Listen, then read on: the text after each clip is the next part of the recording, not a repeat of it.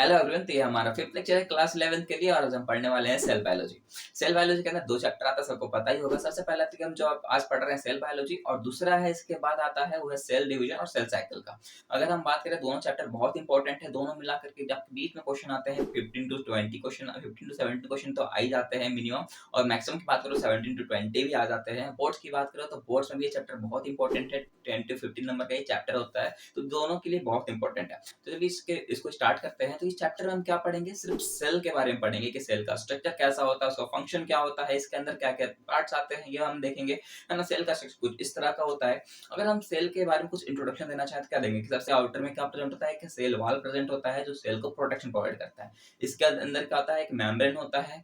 उसके अंदर क्या होता है, साइटोप्लाज्म होता है। उसके अंदर न्यूक्लियर मेम्ब्रेन होता है, और उसके अंदर न्यूक्लियस प्रेजेंट होता है, जिसके अंदर क्रोमोसोम प्रेजेंट होता है, डीएनए प्रेजेंट होता है। ये हमने बात कर चुका है ना। अगर हम बात करें कि अब तो सोचोगे कि या तो हमने पढ़ लिया सेल के बारे में, अब बचा क्या, तो इसके बारे में बताऊं तो इसके बारे में जो जो हमने कहा है ना, उसके बारे में अभी फंक्शन नहीं देखे है ना। इसके बारे में बहुत कुछ फंक्शन है। कौन डबल मेम्ब्रेन बॉन्ड स्ट्रक्चर होता है, कौन सिंगल मेम्ब्रेन बॉन्ड स्ट्रक्चर होता है, इसे ये सब हम इस चैप्टर में कवर करेंगे और बहुत इजी ट्रिक के साथ कवर करेंगे। अब बहुतों को तो लग रहा होगा ना कि यार ये बहुत ही डिफिकल्ट चैप्टर है, पर ऐसा कुछ भी नहीं है। हमने इसको बहुत इजी ट्रिक के साथ समझाया, और हमने स्टार्टिंग से लेके गया। सबसे पहले हमने सेल वॉल कंप्लीट किया, फिर सेल मेम्ब्रेन पे गए हैं। उसके बाद हम कंप्लीट करें किए हैं साइटोप्लाज्म। उसके बाद हम आए हैं एंडोप्लाज्म रेटिकुलम पे। एक सीक्वेंस के हिसाब से आए हैं ना, ताकि आपको कहीं भी कंफ्यूजन ना हो, कहीं भी ऐसा ना हो कि हमने अभी क्या पढ़ा तो भूल जाओगे, ऐसा कहीं नहीं होगा। तो आप इस चैप्टर में बने रहो और हल्का सा भी स्किप मत करना, ये रिक्वेस्ट करूंगा।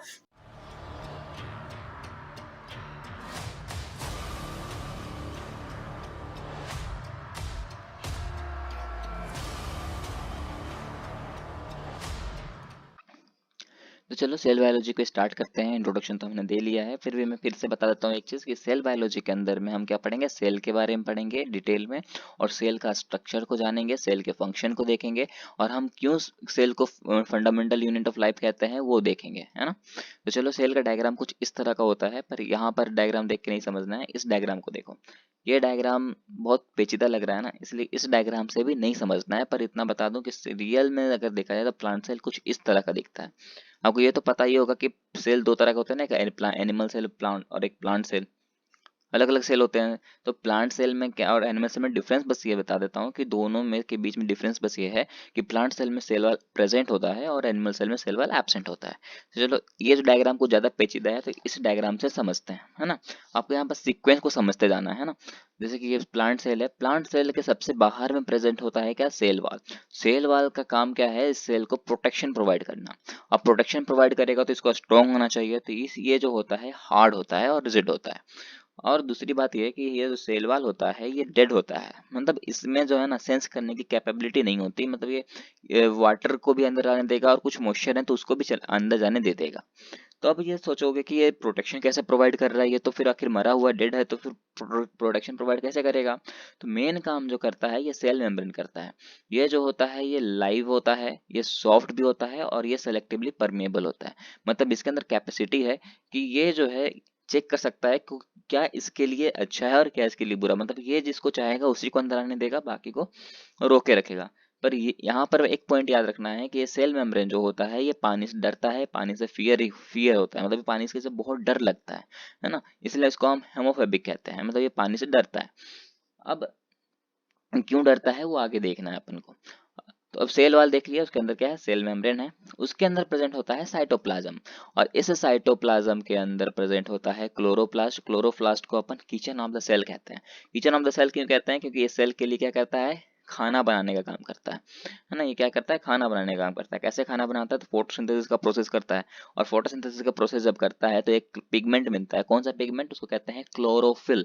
क्या बनता है, क्लोरोफिल पिगमेंट बनता है, जो कहाँ होता है, ग्रीन पार्ट प्लांट, जो प्लांट होते हैं उसके ग्रीन पार्ट में प्रेजेंट होता है। ओके, इतना चीज आपको अभी याद रखना है।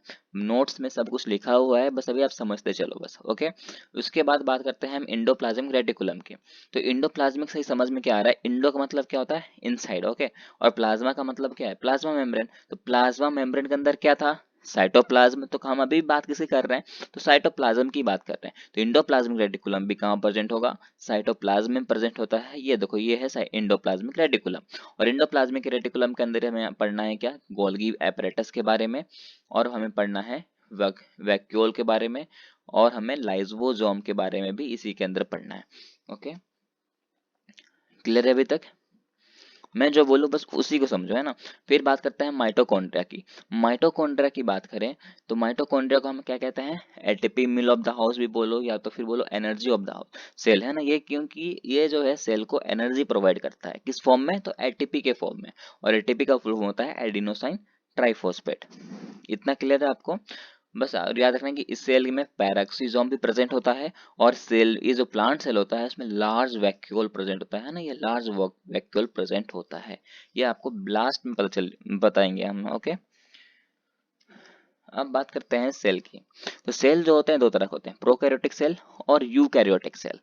प्रोकैरियोटिक सेल और यूकैरियोटिक सेल, ओके, दोनों में क्या डिफरेंस है ना, वो हम आगे देखेंगे। अगर हम कुछ ये जो है मैंने यहाँ लिखा है, ये बहुत इंपॉर्टेंट पॉइंट्स है ना, ये आपको याद रखना है, ये VVI है, ये बोर्ड्स में आते हैं और नीट में खास करके। तो क्या क्या है, पहला पॉइंट क्या कह रहा है, स्मॉलेस्ट सेल। स्मॉलेस्ट सेल कौन है, तो माइकोप्लाज्मा। ओके, माइकोप्लाज्मा जो है वो सबसे छोटा सेल है। वो वो कितना छोटा है देख सकते हो, 0.3 माइक्रोमीटर का है। जो माइक्रोप्लाज्मा होता है उसका सेल कितना छोटा है, 0.3 माइक्रोमीटर का होता है, बहुत छोटा सेल होता है। बात करें बैक्टीरिया की, तो बैक्टीरिया का सेल होता है 3 to 5 माइक्रोमीटर का। जो आरबीसी होता है वो 7 mm का होता है। अगर हम लार्जेस्ट सेल की बात करें तो वो है ऑस्ट्रीजेक, और लॉन्गेस्ट सेल की बात करें तो नर्व सेल। नर्व सेल ऐसा कुछ दिखता है या नर्व्स है, ऐसा है ना, सबको पता है ये न्यूरॉन्स है। अगर ये आप, ये चैप्टर मैंने अभी नहीं बताया पर बाद में हम इसकी इसकी भी वीडियो अपलोड करेंगे। ओके, बस अभी इतना देख लो कि नर्व सेल जो होता है वो लॉन्गेस्ट सेल उसको कहते हैं। लॉन्गेस्ट सेल, लार्जेस्ट सेल और स्मॉलेस्ट सेल, ये बहुत इंपॉर्टेंट है तीनों, ये नीट में आए हुए क्वेश्चंस हैं और हर साल आते भी हैं, तो ये क्वेश्चन आप प्लीज याद कर लेना, कम से ये भूलना मत। ओके, हाँ, अब बताते हैं कि प्रोकैरियोटिक सेल और यूकैरियोटिक सेल में क्या डिफरेंस है।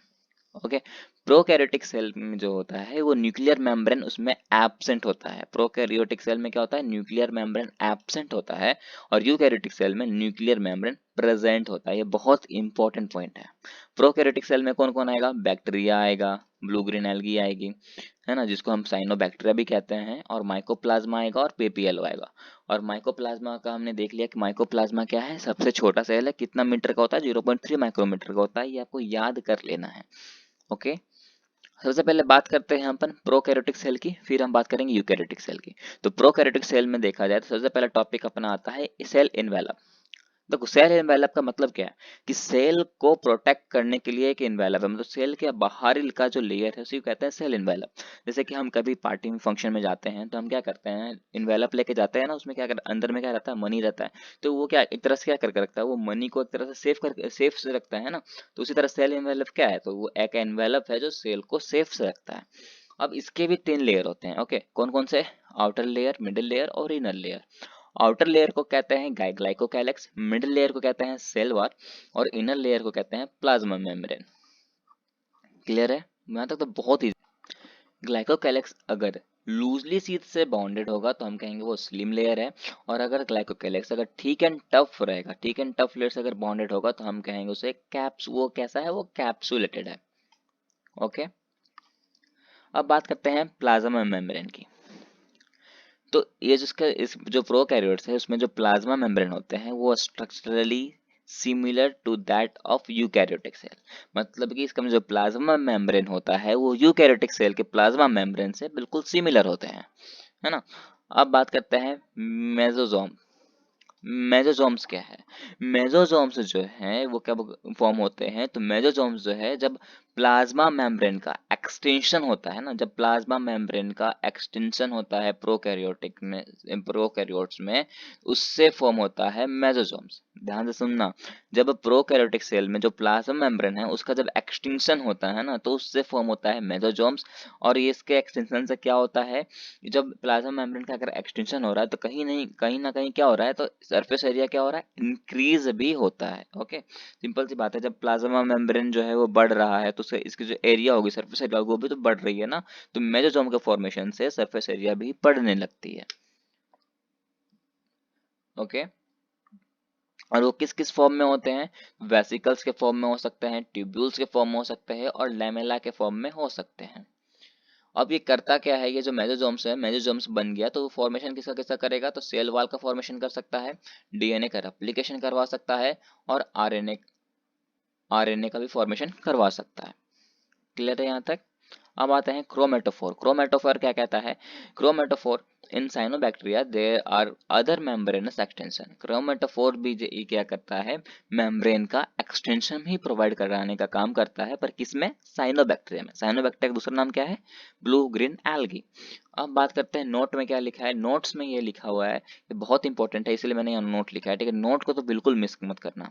ये चैप्टर ना अगर बताऊं तो मैं हर एक लाइन इंपॉर्टेंट है, क्योंकि ये चैप्टर बोर्ड के रिगार्डिंग भी बहुत मार्क्स देती है, और नीट के रिगार्डिंग जो है इस चैप्टर से आपके 10 क्वेश्चन आते हैं, समझो तो 7 to 10 क्वेश्चन जो है इस सेल बायोलॉजी के चैप्टर से आते हैं, नीट के बता रहा हूँ। अब सोचो तो अगर एक एक पॉइंट अगर आप भूल जाओगे ना, तो समझो तो एक क्वेश्चन आप छोड़ रहे हो, और एक क्वेश्चन छोड़ रहे हो मतलब आपका 4 मार्क्स जो है 4 मार्क्स जो है वो चला जाएगा। इसलिए एक एक लाइन आप रीड कर लेना, मैंने बहुत इंपॉर्टेंट और इम्पोर्टेंट लाइन लिखी है, प्लीज उसमें एक भी लाइन मत छोड़ना, ये रिक्वेस्ट करता हूँ। तो नोट पे क्या लिखा हुआ है कि bacteria that take up gram stain is gram positive, मतलब कि बैक्टीरिया का अगर ग्राम स्ट्रेन अगर प्रेजेंट है तो वो ग्राम पॉजिटिव लेके चलेगा, और अगर किसी बैक्टीरिया में ग्राम स्ट्रेन एब्सेंट है तो हम उसको ग्राम नेगेटिव लिखेंगे।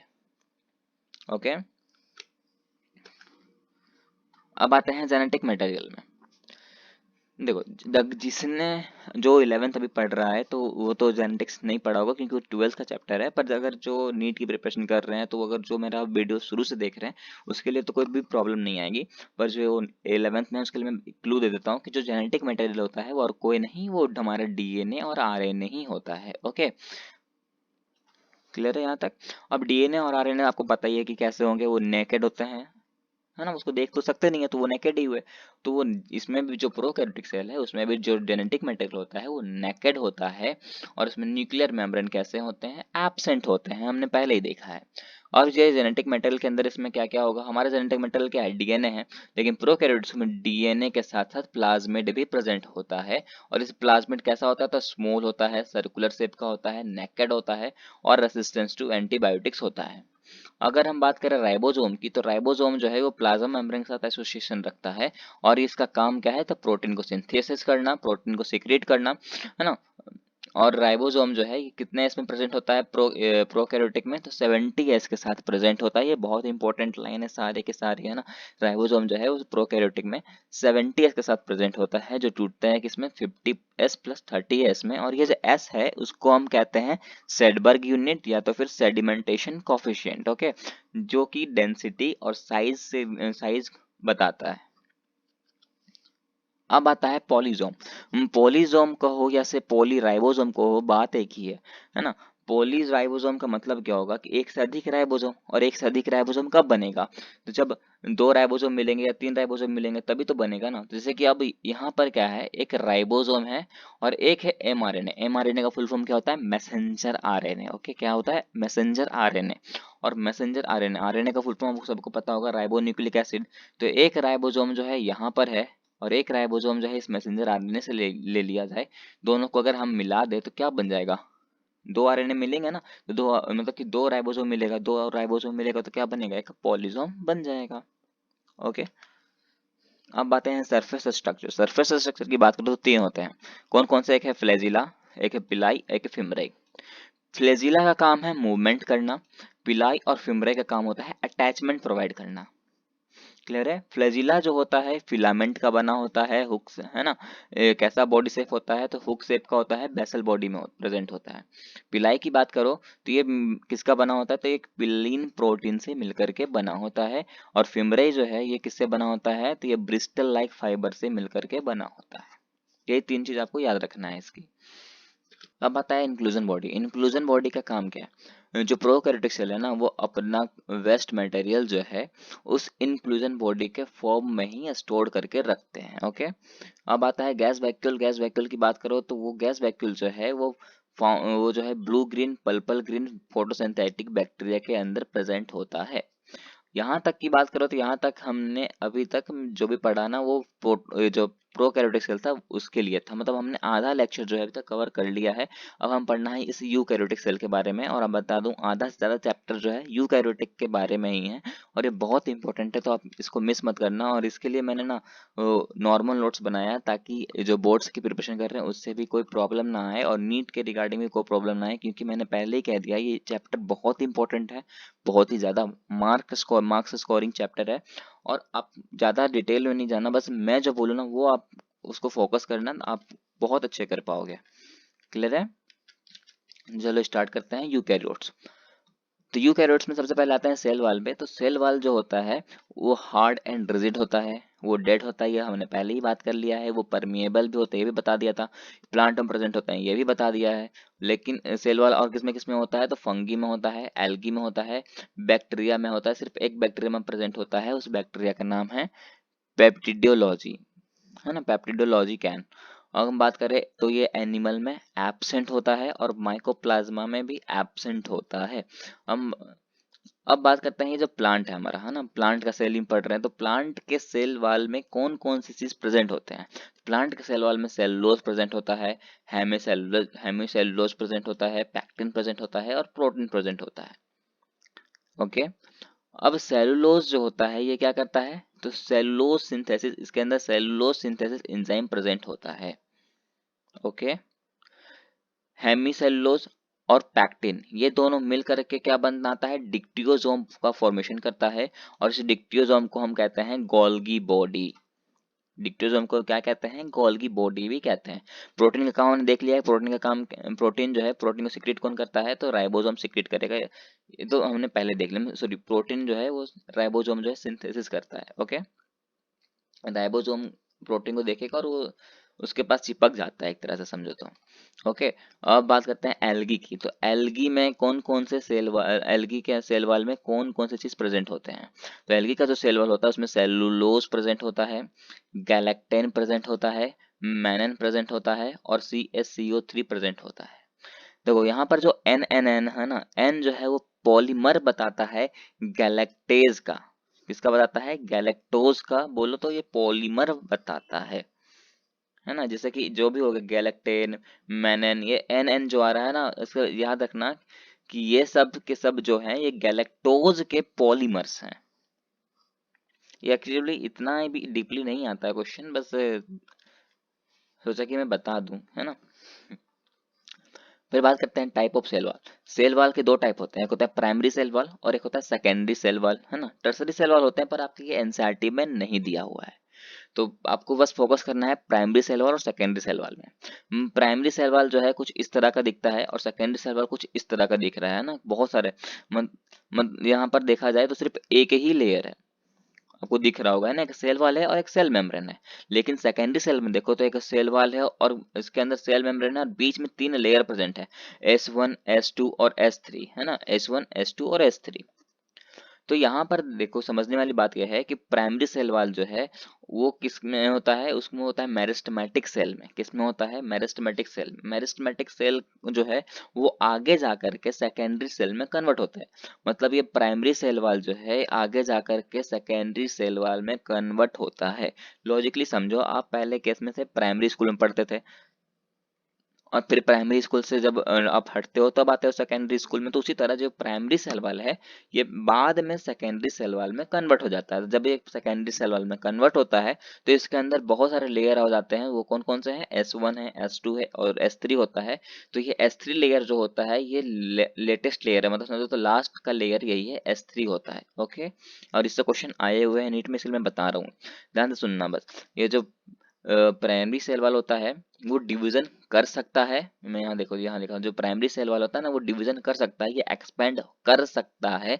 लेकिन जो सेकेंडरी सेल वाल है वो एक्सपेंड नहीं कर सकता, है ना। प्राइमरी सेल वाल जो होता है वो सिंगल लेयर का होता है, सेकेंडरी सेल वाल जो होता है वो मल्टी लेयर का होता है। अगर बात करें प्राइमरी सेल वाल कैसा होता है, थीन होता है, देख ही चुके हो। सेकेंडरी सेल वाल थिक होता है, ये भी हमने देखा है ना। और ये सेकेंडरी सेल वाल को अपन परमानेंट सेल वाल भी बोलते हैं, है ना। इसको परमानेंट सेल बोलो या तो फिर मैच्योर सेल भी बोलते हैं। ये यही बस डिफरेंस है जो आपको याद रखना है। अगर आपने डायग्राम देखा है तो आपने इसी यहीं से क्लियर हो जा रहा है इतना सब कुछ, ठीक है ना।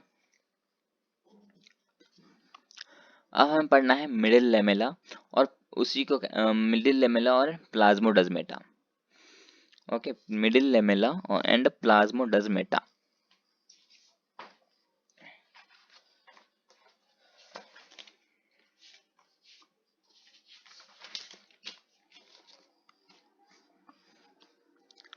देखो मिडिल लेमेला और प्लाज्मोडेस्माटा को समझते हैं अपन। यहाँ पर दो सेल है ना, एक ये है एक ये। दोनों सेल का हमने क्या लिया है, साइटोप्लाज्म। हम दोनों सेल के क्या अंदर गए हैं, साइटोप्लाज्म की बात कर रहे हैं। देखो दो हमने पहले सेल का डायग्राम देखा था ना, सेल का अंदर क्या था, सेल वाल के अंदर क्या है, सेल मेम्ब्रेन के अंदर क्या था, साइटोप्लाज्म। तो ये दो सेल हैं, दोनों सेल के हमने क्या लिया, साइटोप्लाज्म में हमने क्या किया, दोनों साइटोप्लाज्म को आपस में कनेक्ट करके रखा है। किसके थ्रू, तो एक ट्यूब के थ्रू, है ना। ये जो आपको दिख रहा है ना, ये जो आपको दिख रहा होगा, ये वाला ट्यूब है।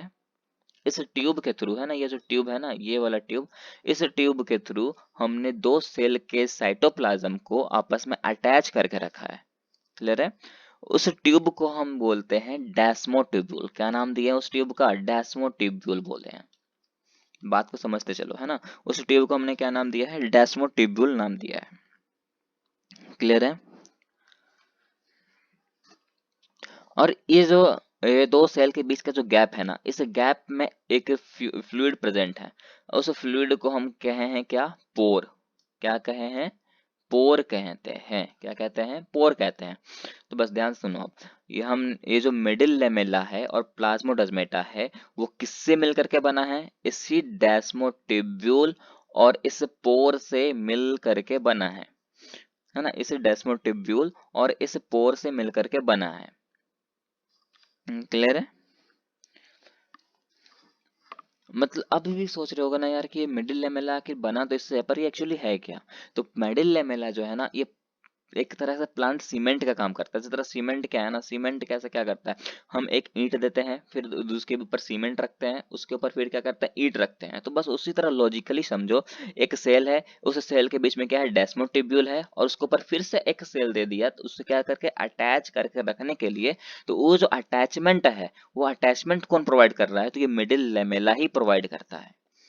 ओके, वो अटैचमेंट कौन प्रोवाइड करता है, तो वो मिडिल लेमेला ही प्रोवाइड करता है। और इस मिडिल लेमेला के अंदर क्या प्रेजेंट होता है, कैल्शियम प्रेजेंट होता है, कैल्शियम और मैग्नीशियम का प्लेट्स प्रेजेंट होता है। क्लियर है। यहाँ पर बस यही समझना था आपको। अब हम बात करते हैं सेल मेम्ब्रेन की। सेल मेम्ब्रेन की जब हम बात करें, तो सेल मेम्ब्रेन को ही हम कहते हैं प्लाज्मा मेम्ब्रेन। प्लाज्मा मेम्ब्रेन बोल लो, बायो मेम्ब्रेन बोल लो, या प्लाज्मा लेमा बोल लो, बात एक ही है। सेल मेम्ब्रेन जो होता है वो थिन होता है और फ्लेक्सिबल भी होता है, ये लिविंग भी होता है, और ये यूनिवर्सल स्ट्रक्चर है। मतलब ये प्लांट में भी प्रेजेंट है और एनिमल में भी प्रेजेंट होता है। अगर हम बात करें तो ये सेलेक्टिवली परमेएबल होता है, ये भी हमने बात किया हुआ था। सेलेक्टिवली परमेएबल है और हमें ये प्रोटेक्शन भी प्रोवाइड करता है ना। और ये सेलेक्टिवली परमेएबल है, मतलब कि ये जिसको चाहेगा उसको अंदर आने देगा और जिसको नहीं चाहेगा उसको अंदर आने नहीं देगा। और हमने बोला था ना, ये वाटर से डरता है, होमोफोबिक होता है, तो ये सिर्फ और सिर्फ किसको अंदर आने देगा, सेलेक्टेड सॉल्यूट्स को अंदर आने देगा, सॉल्वेंट को अंदर आने नहीं देगा। अब हम बात करते हैं कंपोजिशन की। ये कंपोजिशन को रहना, तो ये कंपोजिशन आपको याद नहीं करना है क्योंकि आप कंफ्यूज हो जाओगे। आपको कंपोजिशन याद रखना है इस मैच्योर आरबीसी का। आरबीसी को हम एरिथ्रोसाइट्स भी कहते हैं। क्या कहते हैं, एरिथ्रोसाइट्स भी कहते हैं, तो आपको कंफ्यूज मत होना, है ना। आरबीसी की बात करो तो इस एरिथ्रोसाइट की बात करें तो प्रोटीन का कंसंट्रेशन कितना होता है, इसका कंपोजिशन होता है 52%, लिपिड का कंपोजिशन होता है 40% और कार्बोहाइड्रेट का होता है 8%। अब प्रोटीन तो आपको समझ में आ गया कि चलो प्रोटीन जो है 52% है, प्रोटीन को सिंथेसिस कौन करेगा, राइबोसोम कर लेगा। अब हम बचा क्या, ये लिपिड, लिपिड और कार्बोहाइड्रेट, है ना। लिपिड के अंदर प्रेजेंट होता है फॉस्फोलिपिड और कोलेस्ट्रॉल, है ना। लिपिड के अंदर क्या प्रेजेंट होता है, फॉस्फोलिपिड प्रेजेंट होता है और कोलेस्ट्रॉल प्रेजेंट होता है। फॉस्फोलिपिड की बात करें तो ये जो होता है फॉस्फोलिपिड एम्फोटेरिक होता है। कैसा होता है, ये एम्फोटेरिक होता है और ये बाई लेयर होता है, मतलब इसके दो लेयर होते हैं, एक हेड होता है और दो टेल होते हैं, है ना। इसका कुछ स्ट्रक्चर कुछ इस तरह का होता है। ये फॉस्फोलिपिड का स्ट्रक्चर है, एक हेड है और दो टेल निकले हुए, है ना। ये जो हेड है, हेड के अंदर क्या प्रेजेंट है, फॉस्फेट प्रेजेंट होता है। क्लियर है, क्या प्रेजेंट होता है, हेड के अंदर फॉस्फेट प्रेजेंट होता है। जो कि हाइड्रोफोबिक होता है, सॉरी हाइड्रोफिलिक होता है, मतलब ये वाटर से लव करता है, पानी से प्यार करता है। मतलब अगर इसे कहीं फ्लूइड दिखेगा तो ये हेड जाएगा, लेकिन ये जो टेल है ना, ये जस्ट उसका अपोजिट है, ये वाटर से फियर करता है, वाटर से डरता है। तो ये जो होता है ये हाइड्रोफोबिक होता है, मतलब ये पानी को देख के ये छिपना चाहेगा, ये प्रोटेक्शन मांगेगा। क्लियर है? अब देखो, ये जो टेल होते हैं ना, ये टेल जो है ये फैटी एसिड के चेन से बनते हैं। किससे बने होते हैं? फैटी एसिड चेन से मिलकर के बने होते हैं। अब ये फैटी एसिड चेन जो होता है ये भी दो तरह का होता है। कौन कौन सा? एक होता है सैचुरेटेड, एक होता है अनसैचुरेटेड। एक होता है सैचुरेटेड और एक होता है अनसैचुरेटेड। तो सैचुरेटेड कौन है और अनसैचुरेटेड कौन है? सैचुरेटेड उसको बोलेंगे जो रूम टेम्परेचर में सॉलिड रहे, है ना, और अनसैचुरेटेड उसको बोलेंगे जो रूम टेम्परेचर में लिक्विड हो जाए। हमने अभी तक कुछ भी नहीं कहा है, बस लिपिड के बारे में जान रहे हैं कि लिपिड के अंदर क्या है, फॉस्फोलिपिड और कोलेस्ट्रॉल दोनों होता है। और फॉस्फोलिपिड के बारे में हम पढ़ रहे हैं कि वो एम्फोटेरिक होता है।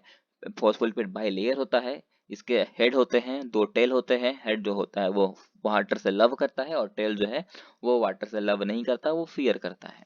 और उसके वो जो होता है सैचुरेटेड होता है और अनसैचुरेटेड होता है। सैचुरेटेड तब होगा जब वो रूम टेम्परेचर में सॉलिड रहे, और अनसैचुरेटेड कब होगा? जब रूम टेम्परेचर पे लिक्विड बन जाए। फॉस्फोलिपिड तो आपने कंप्लीट कर लिया, लेकिन हमने फॉस्फोलिपिड में एक चीज कहा ना कि ये फॉस्फोलिपिड जो होता है एम्फीफैटिक नेचर का होता है और ये बाई लेयर को फॉर्म करता है।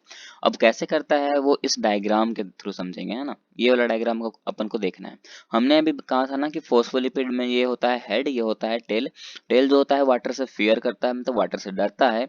अगर इसे वाटर मिल जाएगा तो ये क्या करेगा? ये भागने की कोशिश करेगा। और ये हेड जो होता है ये वाटर से लव करता है, मतलब ये वाटर के पीछे अट्रैक्ट होगा। तो होता एक्चुअली क्या है, जैसे कि मान लो ना कि ये यहाँ पर वाटर प्रेजेंट है, ठीक है, यहाँ पर क्या प्रेजेंट है? वाटर प्रेजेंट है। तो यहाँ पर ये जो टेल है ये क्या होगा? ये तो डर जाएगा। लेकिन ये हेड जो है ये तो इसके साथ आना चाहेगा ना, तो इसलिए ये क्या करता है, ये नीचे भी ये अपना फोस्फोलिपिड क्या करता है ना, ये इस टेल को बचाने के लिए, मतलब वाटर से बचाने के लिए क्या करता है, बाई लेयर को फॉर्म करता है। मतलब कि यह एक यहाँ पर एक फोस्फोलिपिड ये हो गया और दूसरा फोस्फोलिपिड नीचे की तरफ बन जाएगा। मतलब जो एक हेड जो है ये कहाँ चला जाएगा? इस पानी के अंदर चला जाएगा और उसके ऊपर फ्लोटिंग पार्ट में कौन आ जाएगा? ये टेल आ जाएगा।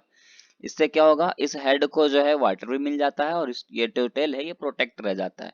तो इस तरह का कुछ ये जो स्ट्रक्चर बना लेता है, इसी स्ट्रक्चर को हम कहते हैं कि फॉस्फोलिपिड जो होता है वो कैसा ये होता है? बाई लेयर होता है। अब ये गुलाब जामुन मैंने क्यों रखा है ये थोड़ी देर में समझ जाओगे। पहले हमें पढ़ना है ये fluid Mosaic model. Fluid Mosaic model जो है बहुत इंपॉर्टेंट मॉडल है, जिसको दिया था सिंगर एंड निकोलसन ने 1972 में। ये आपको याद रखना है क्योंकि इससे क्वेश्चन नीट में भी आते हैं और बोर्ड में भी। तो ये जो था एक लेटेस्ट एंड एक्सेप्टेबल मॉडल था, मतलब इनका ये जो इन्होंने जो कहा था ना ये सभी ने मान लिया था, क्योंकि इनका कहना बहुत ही सही था। उन्होंने कहा क्या था कि ये जो प्रोटीन है, protein are iceberg in the sea of phospholipid. यहाँ से कुछ समझ नहीं आया होगा ना, देखो मैं यहाँ समझाता हूँ दूसरा एग्जाम्पल दे करके। यह है gulab jamun in the sugar solution. उन्होंने क्या क्या कहा कि ये जो हम देखे हो गए ना, कभी गुलाब जामुन को इसी तरह रखा जाता है, इसके मतलब चाशनी रहती है इधर और ये बीच में गुलाब जामुन को रखा जाता है रस में डुबा करके। तो ये जो डूबे हुए हैं, है ना, ये जो डूबे हुए हैं ये एक प्रोटीन के फॉर्म में है ना, ये क्या है? ये प्रोटीन है। और इसके साइड साइड में ये जो फ्लूइड प्रेजेंट है, इस फ्लूइड को कहा गया है फॉस्फोलिपिड, है ना। मतलब कि ये जो फॉस्फोलिपिड है ये एक सॉल्यूशन के फॉर्म में रहते हैं और इससे अटैच कौन होता है? तो एक प्रोटीन जो है एक सॉलिड फॉर्म में अटैच होता है। ये बताना चाहते था ये मॉडल। क्लियर है? और यहाँ पर वही चीज लिखा है जो हमने अभी बताया है ना, कि वो फॉस्फोलिपिड जो होता है वो एम्फीपैथिक नेचर का होता है, बाइलेयर को फॉर्म करते हैं। टेल में फैटी एसिड चेन होता है, सैचुरेटेड अनसैचुरेटेड। सैचुरेटेड अच्छा क्यों है और अनसैचुरेटेड अच्छा क्यों नहीं है, ये हम पहले ही बात किए हैं, है ना। ये सारे की मतलब कि यहाँ से अगर आपको देखना है तो सिर्फ एक ही चीज क्लियर होता है कि जो फॉस्फोलिपिड है वो कैसा नेचर का है? फ्लूइड नेचर का है और एम्फीपैथिक नेचर का है ना। मतलब फॉस्फोलिपिड कैसा है? फ्लूइड नेचर का है, मतलब वो फ्लूइडिटी प्रोवाइड करेगा। लेकिन हमें याद है कि लिपिड में दो चीज प्रेजेंट था, है ना। लिपिड में दो चीज प्रेजेंट था, कौन कौन सा? एक तो था फॉस्फोलिपिड, दूसरा है कोलेस्ट्रॉल। तो फॉस्फोलिपिड तो देख लिया वो फ्लूइडिक नेचर का है। कोलेस्ट्रॉल की बात करें तो ये सॉलिड नेचर का होता है, ये हार्ड एंड रिजिड होता है। ओके। और इम्पोर्टेंट बात यह है कि ये जो है ये प्रेजेंट किस में होता है, फॉस्फोलिपिड में ही प्रेजेंट होता है, यहाँ तक ये जो है फॉस्फोलिपिड के आसपास ही होता है। इसका फंक्शन क्या है, तो ये स्टेबिलिटी प्रोवाइड करता है प्लाज्मा मेम्ब्रेन को। अब स्टेबिलिटी प्रोवाइड कैसे करेगा, तो स्टेबिलिटी तो तभी प्रोवाइड कर सकता है ना जब ये स्ट्रॉन्ग हो, और स्ट्रॉन्ग है मतलब ये कैसा है, सॉलिड के फॉर्म में है। तो दोनों अब देखो तो लिपिड किससे बना था, फॉस्फोलिपिड और कोलेस्ट्रॉल से। तो इसमें कि फॉस्फोलिपिड क्या कर रहा है, तो फ्लूइडिटी प्रोवाइड करता है, और कोलेस्ट्रॉल जो है ये स्टेबिलिटी प्रोवाइड करता है। कैसे करता है वो हमने बता दिया। अब अब ये दोनों को मिला के क्या बनेगा, लिपिड बनेगा। तो लिपिड का ओवरऑल अगर देखा जाए तो ओवरऑल लिपिड का कंसंट्रेशन कैसा रहेगा, मतलब वो कैसा नेचर का होगा। अब खुद सोचो कि एक हो गया फ्लूइड नेचर का, है ना, और एक है हमारा सॉलिड नेचर का, तो मतलब क्वासी फ्लूइड नेचर हो जाएगा, मतलब कि आधा नेचर जो है वो फ्लूइड का है, पर और आधा नेचर कैसा है, वो सॉलिड का है, मतलब दोनों जो है वो इक्वल इक्वल है ना। लेकिन हमने इसको क्वासी फ्लूइड क्यों कहा, कि क्वासी फ्लूइड और सेमी फ्लूइड बात एक ही है, इसमें कंफ्यूज मत होना। हाँ, पर हम अगर बात करें तो लिपिड में ज्यादातर कंसंट्रेशन किसका होता है, तो कॉल ये जो है फॉस्फोलिपिड होता है, ये प्रेजेंट होता है, इसीलिए हम इसको जो है सेमी फ्लूइडिक नेचर भी बोलते हैं। क्लियर है यहाँ तक, बहुत अच्छी बात है। अब यहाँ पर ये जो है सेल ग्रोथ के बारे में बात करते हैं अपन, है ना। सेल ग्रोथ, तो सेल ग्रोथ कैसे होता है, मतलब सेल दो सेल का ग्रोथ कैसे होता है। तो सेल का ग्रोथ ऐसे मान लो कि पहले एक सेल है बहुत छोटा था, धीरे धीरे ये सेल क्या हो रहा है, बड़ा होता जा रहा है। तो इस सेल का क्या हो रहा है, ग्रोथ हो रहा है। तो इस सेल का ग्रोथ एक्चुअली हो क्यों रहा है, क्योंकि इसके अंदर क्या भर रहे हैं, तो प्रोटीन फिल होता है, जिसके कारण सेल का ग्रोथ होता है। ओके, सेल का डिवीजन मतलब क्या होता है, सेल का डिवीजन मतलब कि सेल को तोड़ना, है ना। और सेल टूटता कैसे है, तो एक कॉन्ट्रेक्टाइल रिंग बनता है पहले, और वो कॉन्ट्रेक्टाइल रिंग से सेल जो है अलग होने लगते हैं। इस तरह का सेल डिवीजन होता है।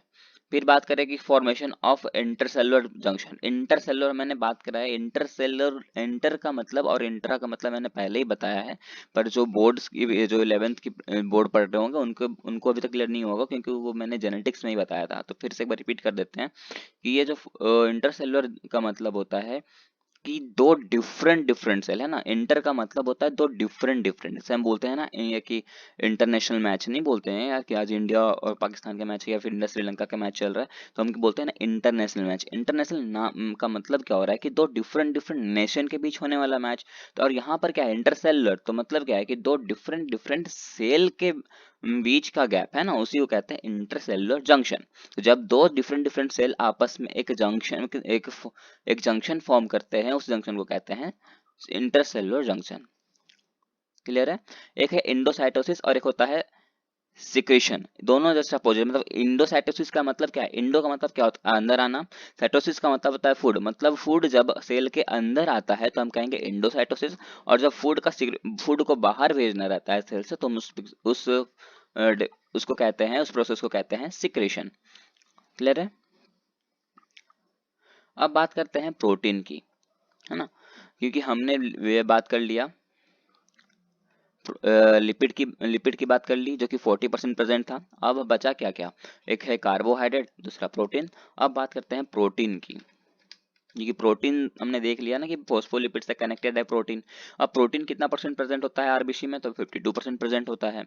अगर इसको क्लासिफाइड किया गया है दो बेसिस कंपोनेंट में, वो कौन कौन से, पहला है इंटीग्रल, या फिर उसी को बोलते हैं इंट्रिंसिक, और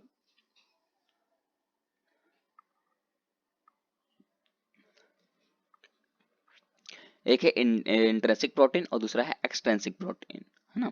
इंट्रिंसिक प्रोटीन में क्या आता है, इंट्रिंसिक प्रोटीन जो होता है वो can not be easily extracted, मतलब इसको हम इजिली एक्सट्रैक्ट नहीं कर सकते हैं। और जो ये एक्सट्रिंसिक प्रोटीन होता है उसको हम इजिली एक्सट्रैक्ट कर सकते हैं।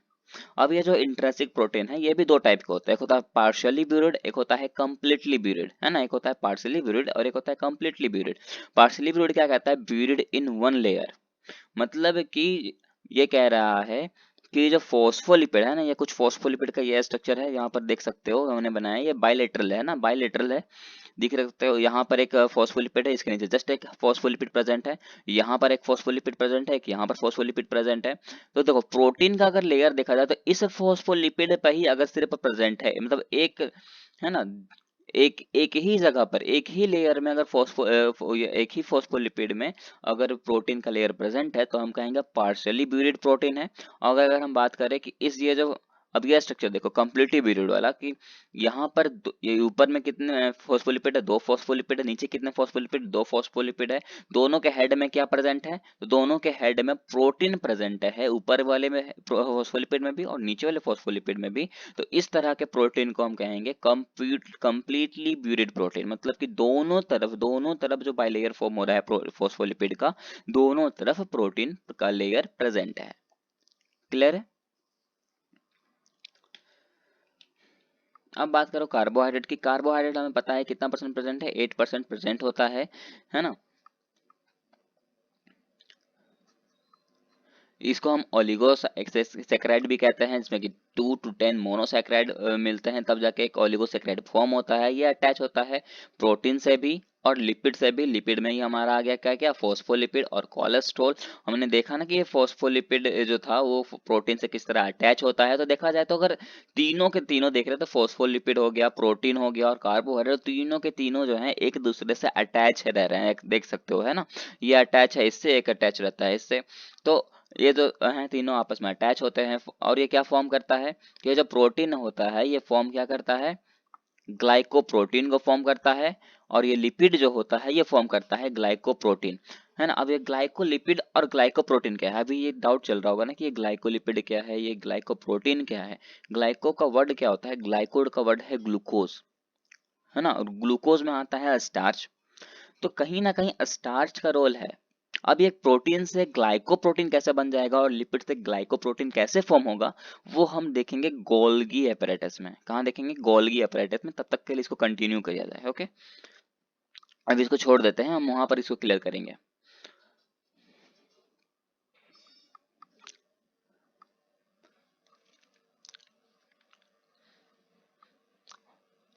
और ये जो है ना फंक्शन ऑफ मेम्ब्रेन आपको अभी नहीं पढ़ना है। ये जो है इस चैप्टर के लिए मैंने नहीं बनाया है, ये हम पढ़ेंगे ट्रांसपोर्टेशन, जब पढ़ेंगे ट्रांसपोर्ट इन प्लांट तब के लिए है, तभी इसको अभी छोड़ दिया, ओके।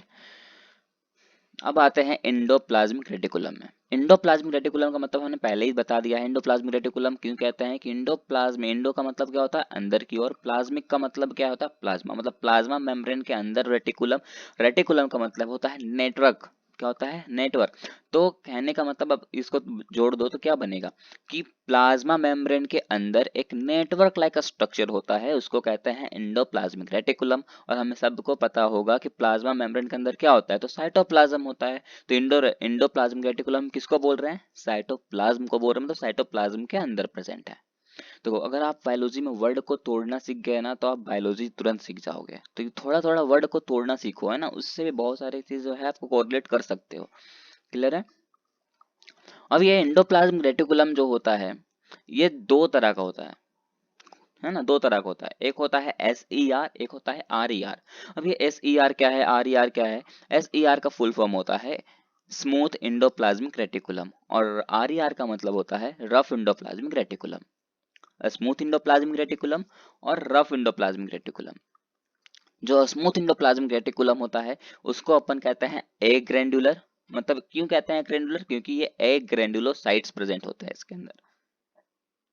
और RER को हम कहते हैं ग्रैंडुलर, क्योंकि इसमें ग्रैंडुलोसाइट्स प्रेजेंट होते हैं। नाम एक ही है, बस थोड़ा सा आपको याद करना है कि ये SER में ए ग्रैंडुलोसाइट होते हैं और RER में क्या बोलते हैं, ग्रैंडुलर होते हैं। क्लियर है? कुछ कंपोनेंट्स हैं एंडोप्लाज्मिक रेटिकुलम की, इसको पहले क्लियर कर लेते हैं, उसके बाद हम पढ़ेंगे RER और SER के बारे में। क्लियर है? इसी में कुछ कुछ टर्म है RER का और SER का, तो यहाँ पर भी क्लियर हो जाएगा। जैसे देखो, सबसे पहले कंपोनेंट की बात करते हैं, वो है सिस्टर्नी।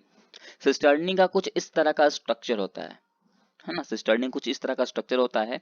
ये कैसा है, तो एक long flattened and unbranch structure होता है। कैसा होता है, long flattened and unbranch structure, मतलब इसका कोई ब्रांचेस नहीं है, ऐसा नहीं है, फिक्स्ड ब्रांच नहीं है, कहीं से भी ब्रांच बन सकता है। क्लियर है? और इस ब्रांच में क्या क्या प्रेजेंट है, तो देख सकते हो, राइबोसोम प्रेजेंट होता है, और ये और एक प्रेजेंट होता है राइबोफोरिन। क्या होता है, राइबोफोरिन। तो ये आपको उतना याद नहीं रखना है, बस आपको यही याद रखना है कि सिस्टर्नी कैसा स्ट्रक्चर होता है, तो flat long flattened and unbranch structure के फॉर्म में प्रेजेंट होता है और इसके अंदर राइबोसोम भी होता है। दूसरी बात करें तो इसका राइबोसोम जो होता है वो कितना एस में प्रेजेंट होता है, तो 80 एस में प्रेजेंट होता है। कहाँ पर होता है, तो ऑन इट्स सरफेस। देख सकते हैं राइबोसोम कहाँ पर है, ये वाला राइबोसोम है, तो कहाँ पर है, सरफेस से अटैच है ना, तो इसीलिए हम कहे हैं कि राइबोसोम प्रेजेंट होता है 80 एस के साथ, और कहाँ पर, तो सरफेस में। और यह जो सिस्टर्नी है ये किसको फॉर्म करता है, तो ये RER को फॉर्म करता है ना, राफ एंडोप्लाज्मिक रेटिकुलम। और एक होता है टिब्यूल्स। टिब्यूल्स की बात करो तो ये इस तरह का शेप में होता है कि ट्यूब की तरह शेप होता है, तो इसलिए हम कहते हैं ये irregular often branch tube like structure. ये कैसा होता है, ये भी इरेगुलर होता है, लेकिन कैसा स्ट्रक्चर है, तो ब्रांच ट्यूब लाइक स्ट्रक्चर होता है। डू नॉट हैव राइबोसोम, इसमें राइबोसोम एब्सेंट होता है, इसमें राइबोसोम जो है, इसमें राइबोसोम प्रेजेंट नहीं होता, इसमें राइबोसोम एब्सेंट होता है। और ये फॉर्म करता है स्मूथ इंडोप्लाज्मिक रेटिकुलम। अब यहाँ पर मेरे को आपको एक बात बताना है, ठीक है, वो आप क्लू समझ लो उसको, एक क्लू है वो आपके लिए, क्या कि स्मूथ इंडोप्लाज्मिक रेटिकुलम में राइबोसोम एब्सेंट होता है। अब राइबोसोम अगर एब्सेंट होगा तो वो प्रोटीन का सिंथेसिस नहीं करेगा। प्रोटीन का सिंथेसिस जो नहीं करता है उसको, उसके अंदर प्रेजेंट होता है ए ग्रैंड्यूलोसाइट्स। क्या प्रेजेंट होता है, ए ग्रैंड्यूलोसाइट्स, और उसी को हम क्या कहते हैं, ए ग्रैंड्यूलर भी कहते हैं।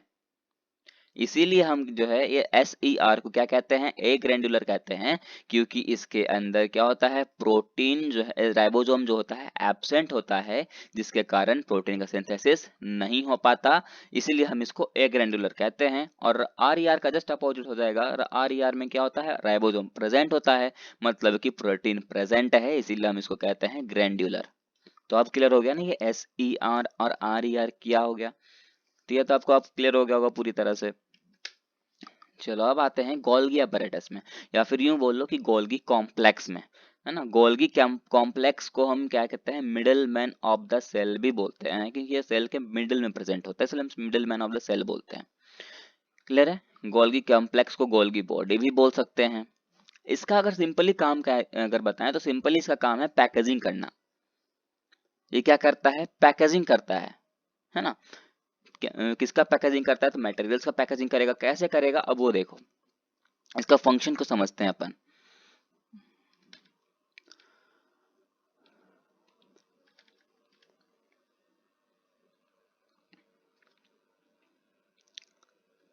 देखो, वो जो मैंने दिया है ना, वो आपके नोट्स के लिए है, वो आप याद कर लो, जैसे जो बोर्ड्स की प्रिपरेशन कर रहे हैं तो वो वहां से याद कर सकता है। पर मैं जो नीट की प्रिपरेशन कर रहे हैं उसके लिए तो भैया ये ट्रिक ही काफी है ना। तो ये देख लें, जो बोर्ड्स की प्रिपरेशन कर रहे हैं उसके लिए भी ये हो जाएगा, बस वो जिसको याद, जो याद नहीं कर, मतलब जिसको लिखने में प्रॉब्लम होता है ना, तो वो उसके लिए नोट्स अवेलेबल है, वो वहां से देख सकता है। अभी अभी फिलहाल आप समझो, ओके। नोट्स तो आपको मिलेगा ही, आप नोट्स की टेंशन मत लो, आप समझो बस। देखो, ये RER है, ये SER है। ये फॉर्म कहाँ से हुआ है, तो ER से फॉर्म हुआ है, मतलब इंडोप्लाज्मिक रेटिकुलम से फॉर्म हुआ है। RER में क्या होता है, प्रोटीन प्रेजेंट होता है, और SER में क्या होता है, प्रोटीन एब्सेंट होता है। पर प्रोटीन अगर एब्सेंट होता है तो उसके जगह पे कुछ तो होगा, तो उसके जगह पे आ जाता है लिपिड। क्या होता है, लिपिड। मतलब RER जो है ये प्रोटीन को फॉर्म कर रहा है, और SER जो होता है लिपिड को फॉर्म कर रहा है, इस तरह से समझो।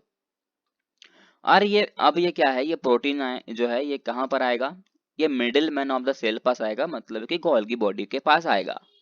तो ये गोल्गी बॉडी क्या करेगा, ये गोल्गी बॉडी इस प्रोटीन में क्या करेगा, ग्लाइकोलेशन करेगा। क्या कर देगा, ग्लाइकोलेशन करेगा। ग्लाइकोलेशन का मतलब होता है एडिशन ऑफ ग्लूकोज। क्या होता है, एडिशन ऑफ ग्लूकोज। ओके। तो ये प्रोटीन जब, जैसे ही ये प्रोटीन, मान लो ये प्रोटीन जो है ये इंटर कर गया कहाँ पर, middle man of the cell पे, यहाँ इंटर कर गया।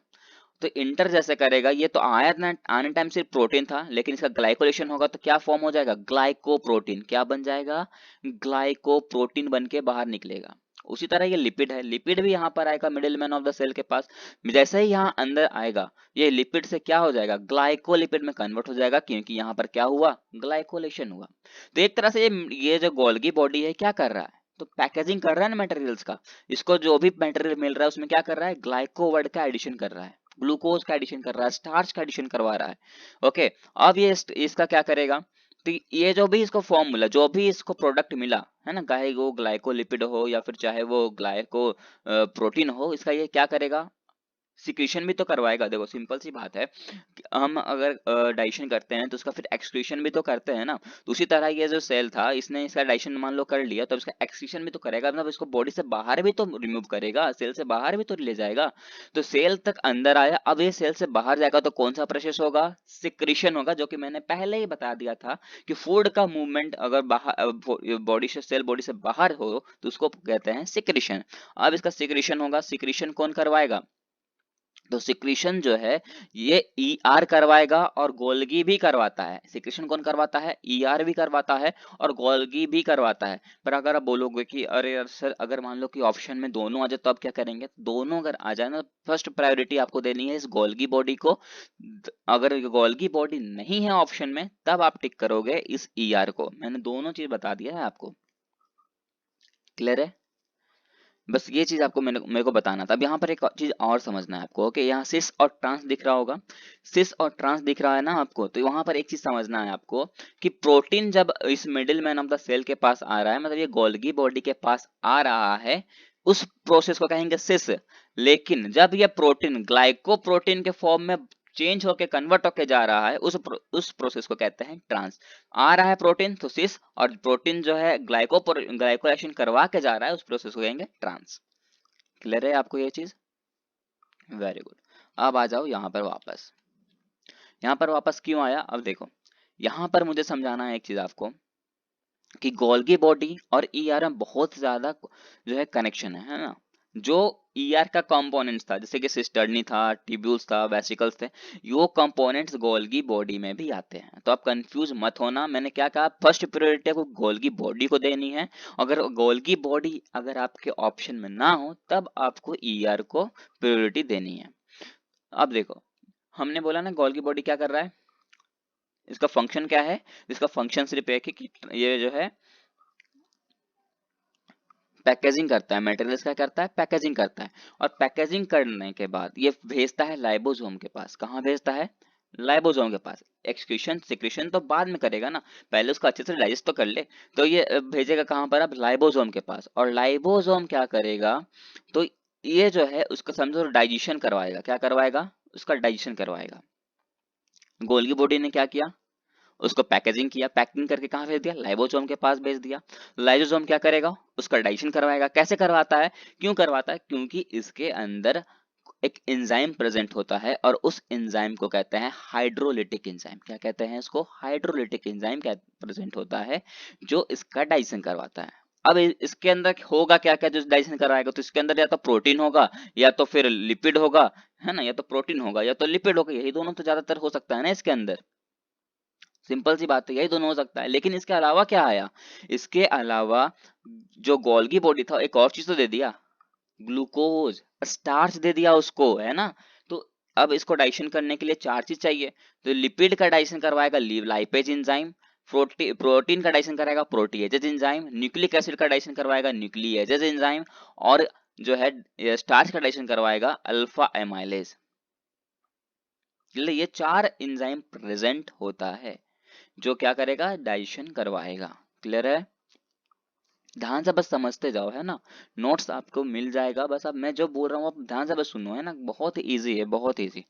क्लियर है। अब ये एंजाइम तो इसके अंदर प्रेजेंट है, लेकिन उसको एक्टिव होने के लिए भी क्या चाहिए, एसिडिक पीएच चाहिए। और एसिडिक पीएच कितना होता है, तो 5, है ना। पीएच अगर 5 होगा तब ही ये एंजाइम एक्टिवेट होगा, और ये एंजाइम जैसे ही एक्टिवेट होना शुरू होगा, वैसे ही ये चारों का डाइजेशन हो जाएगा। कौन कौन सी चीज का, लिपिड का डाइजेशन, प्रोटीन का डाइजेशन, न्यूक्लिक एसिड का डाइजेशन, और स्टार्च का डाइजेशन कंप्लीट हो जाएगा।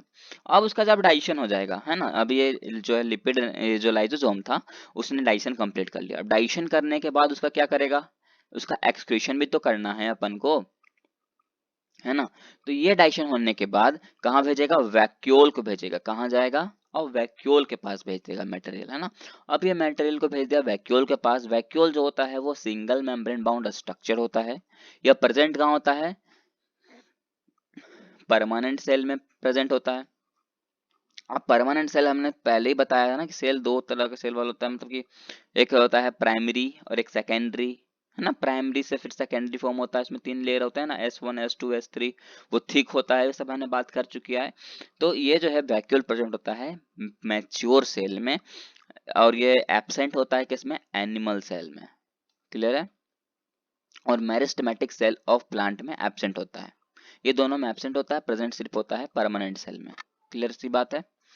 और वे वैक्यूल जो होता है, ये वैक्यूल बहुत ही बड़ा होता है। ये वैक्यूल जो होता है 90% वॉल्यूम को ऑक्यूपाई करके रखा है, मतलब सेल का जो 90% वॉल्यूम है ना, उसको ऑक्यूपाई करके रखा होता है।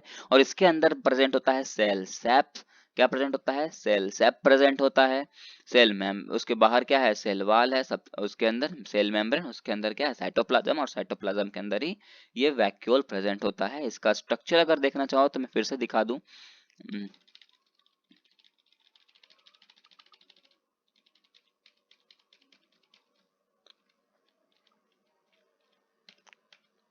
ये देखो इसका स्ट्रक्चर ये रहा। आप देख सकते हैं ये सेल इतना बड़ा है ना, इतना बड़ा ये जो है, ये क्या है, वैक्यूल ही है। क्या है, ये वैक्यूल है। यहाँ पर ये क्या होगा, जो भी डाइजेशन किया होगा, जो भी डाइजेशन करवाया था ना लाइसोसोम में, वो किस पे भेज दिया है, उस वैक्यूल पे भेज दिया है। अब वो वैक्यूल से ही उसका क्या होगा, एक्सक्रीशन होगा, मतलब बोलो तो क्या हो जाएगा, सिक्रीशन करवाएगा वो, है ना। ये देखो यहाँ पर आ गया वापस।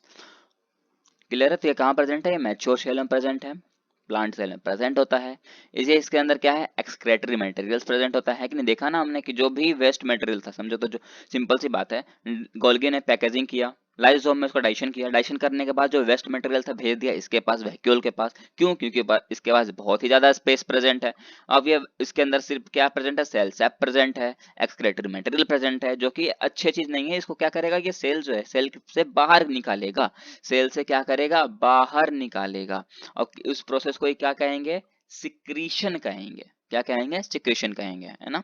अब इसके अंदर आयंस भी प्रेजेंट है, वाटर भी प्रेजेंट है, पिगमेंट प्रेजेंट है, H2 सॉल्यूट, है ना। ये सारी चीज प्रेजेंट होते हैं, ये सारी चीज हमने बता दिया। एक चीज आपको याद रखना है कि स्पेशल वैक्यूल जो होता है वो प्रेजेंट होता है एमोइबा में, और उस वैक्यूल का नाम होता है कॉन्ट्रेक्टाइल वैक्यूल, जो कि क्या करता है, इसको ऑस्मो रेगुलेशन करने में हेल्प करता है, मतलब है कि चलने फिरने में हेल्प करता है। जैसे कि ये जो एमोइबा है, सबको पता है एमोइबा का स्ट्रक्चर कुछ ऐसा ऐसा होता है, जो कि क्या होता है, ये चलता है तो कुछ, है ना, चलता है, फूड का डाइजेशन करता है, तो उस डाइजेशन को करने में हेल्प कौन करता है, कॉन्ट्रैक्टाइल वैक्यूल ही हेल्प करता है ना। उसी प्रोसेस को कहते हैं ऑस्मो रेगुलेशन, मतलब कि फूड का डाइजेशन करवाना। And it gives contribution it gives sorry it gives contraction and relaxation present in amoeba. और ये कॉन्ट्रैक्टाइल वैक्यूल जो होता है, ये रिलैक्सेशन भी प्रोवाइड करता है और कॉन्ट्रैक्शन भी प्रोवाइड करता है एमोइबा को।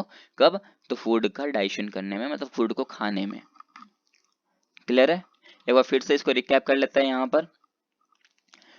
ये आर ई आर है, एस ई आर है, इस आर ई आर से प्रोटीन, एस ई आर से लिपिड। लिपिड क्या करेगा, आगे जाएगा ग्लाइकोलिपिड, लिपिड फॉर्मेशन करेगा, प्रोटीन आगे जाएगा, ग्लाइकोप्रोटीन बनेगा। ये फिर कहाँ जाएंगे, लाइसोसोम में जाएगा, लाइसोसोम में क्या होगा, उसका डाइजेशन होगा, डाइजेशन करने के बाद वैक्यूल के पास जाएगा, वहां पर वो क्या प्रेजेंट होता है, सेल सैप प्रेजेंट होता है, एक्सक्रेटरी प्रोडक्ट होगा, वो सेल से बाहर निकलेगा तो क्या होगा, सिक्रीशन कहेंगे। और सेल को रिमूव, ये सिक्रीशन होगा किसके थ्रू, तो ईआर के थ्रू, या तो फिर बोलो गोल्गी apparatus के थ्रू। क्लियर है, यहाँ पर तो कोई दिक्कत नहीं है, कोई भी दिक्कत नहीं होनी चाहिए। चलो अब एक क्वेश्चन कर लेते हैं, यहाँ पर क्वेश्चन दिया हुआ है, इसको क्वेश्चन को कंप्लीट करते हैं फिर आगे बढ़ते हैं। पहला क्वेश्चन क्या कह रहा है, which of the following cell organelles is found in both eukaryotic as well as prokaryotic cell. अब बताओ इसमें से कौन सा सेल ऑर्गेनल्स है जो यूकैरियोटिक सेल में भी प्रेजेंट होता है और प्रोकैरियोटिक सेल में भी प्रेजेंट होता है। आपके पास टाइम है 10 सेकेंड का, आपको 10 सेकेंड में इसका आंसर मेरे को बताना है।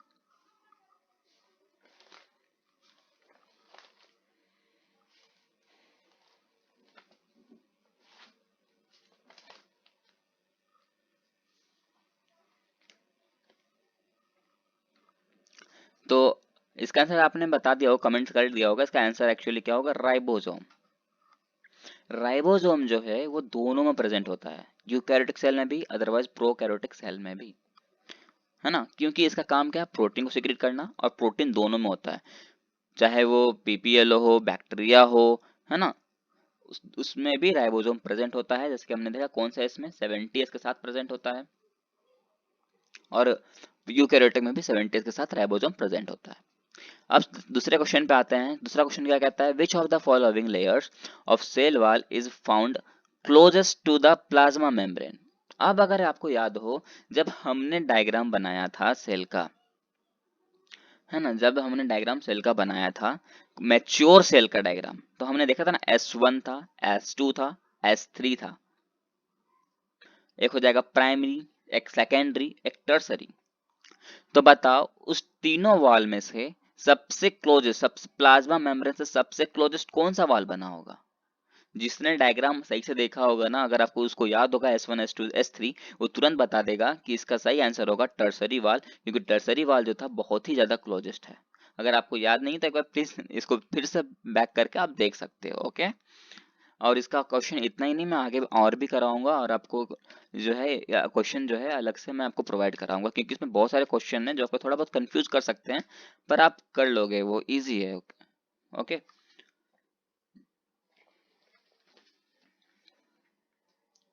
तो ये वैक्यूअल है एमोइबा का, आप देख सकते हो इस तरह का होता है, यहाँ पर इसका मोशन, फूड कैसे इनसाइड करता है, तो वो सब है।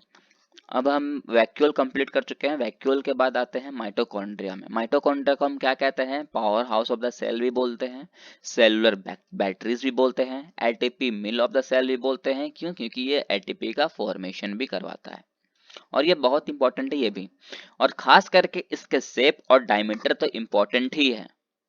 ओके, ये बहुत इंपॉर्टेंट है क्योंकि इससे क्वेश्चन आते हैं नीट में भी और बोर्ड्स में भी।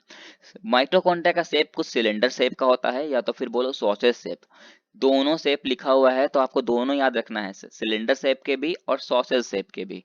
अगर हम माइटोकॉन्ड्रिया के डायमीटर की बात करें तो वो होता है 0.5 माइक्रोमीटर, लेंथ की बात करें तो 1 to 4.1 माइक्रोमीटर, है ना। और ये दिया था जिसने, जॉन्स ग्रीन बी डाई ने, ये आपको याद रखने की जरूरत नहीं है, ये क्वेश्चन नहीं आते हैं, पर आपको डायमीटर तो याद रखना ही चाहिए कि 0.5 माइक्रोमीटर का होता है, और लेंथ की बात करो तो 1 to 4.1 माइक्रोमीटर का होता है। ये बहुत इंपॉर्टेंट क्वेश्चन है।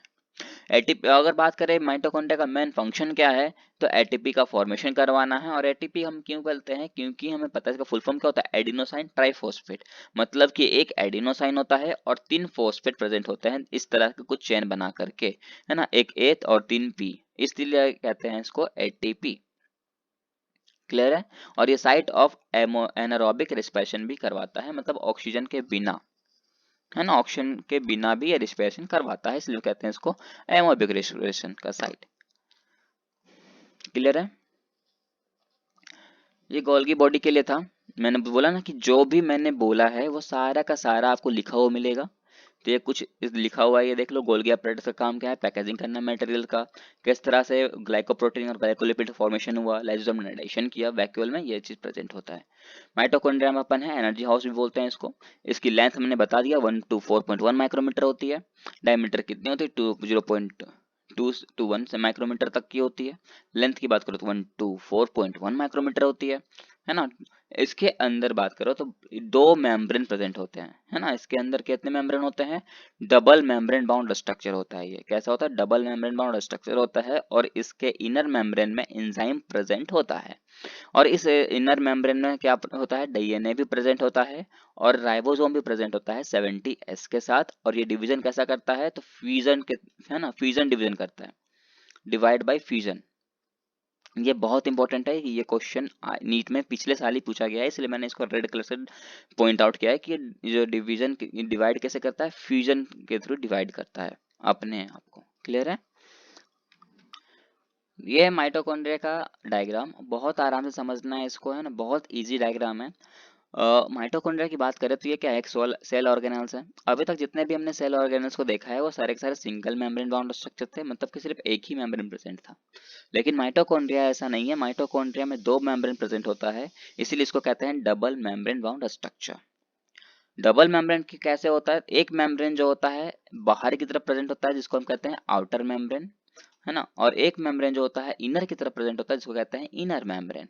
ओके, और इस दोनों के बीच का जो स्पेस होता है उस स्पेस को कहते हैं इंटरमेम्ब्रेनल स्पेस, या तो बोल लो peri mitochondrial space.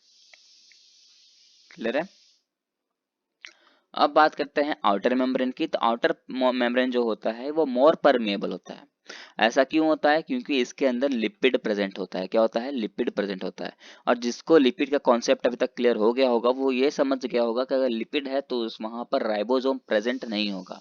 Ribosome present इसलिए नहीं होगा क्योंकि राइबोसोम का काम क्या है? प्रोटीन को सीक्रेट करना, और लिपिड में प्रोटीन नहीं होता है। ये हमने SER में ही देखा है। तो वो जिसको वो कॉन्सेप्ट अभी भी याद होगा तो वो यहाँ पर क्लियर हो गया होगा, है ना, उसके लिए इजी होगा। अब देखो, तो आउटर मेम्ब्रेन में एक लेकिन प्रेजेंट होता है पोरिन्स, इस डायग्राम में शो नहीं किया है। पोरिन्स होता है कि पोर्स के जैसे होते हैं और उस पोर्स के थ्रू प्रोटीन का सिक्रीशन होता है। क्लियर है? ये आउटर मेम्ब्रेन की कहानी होगी खत्म। अब आता है इनर मेम्ब्रेन में। इनर मेम्ब्रेन में प्रेजेंट होता है एंजाइम। कौन सा एंजाइम?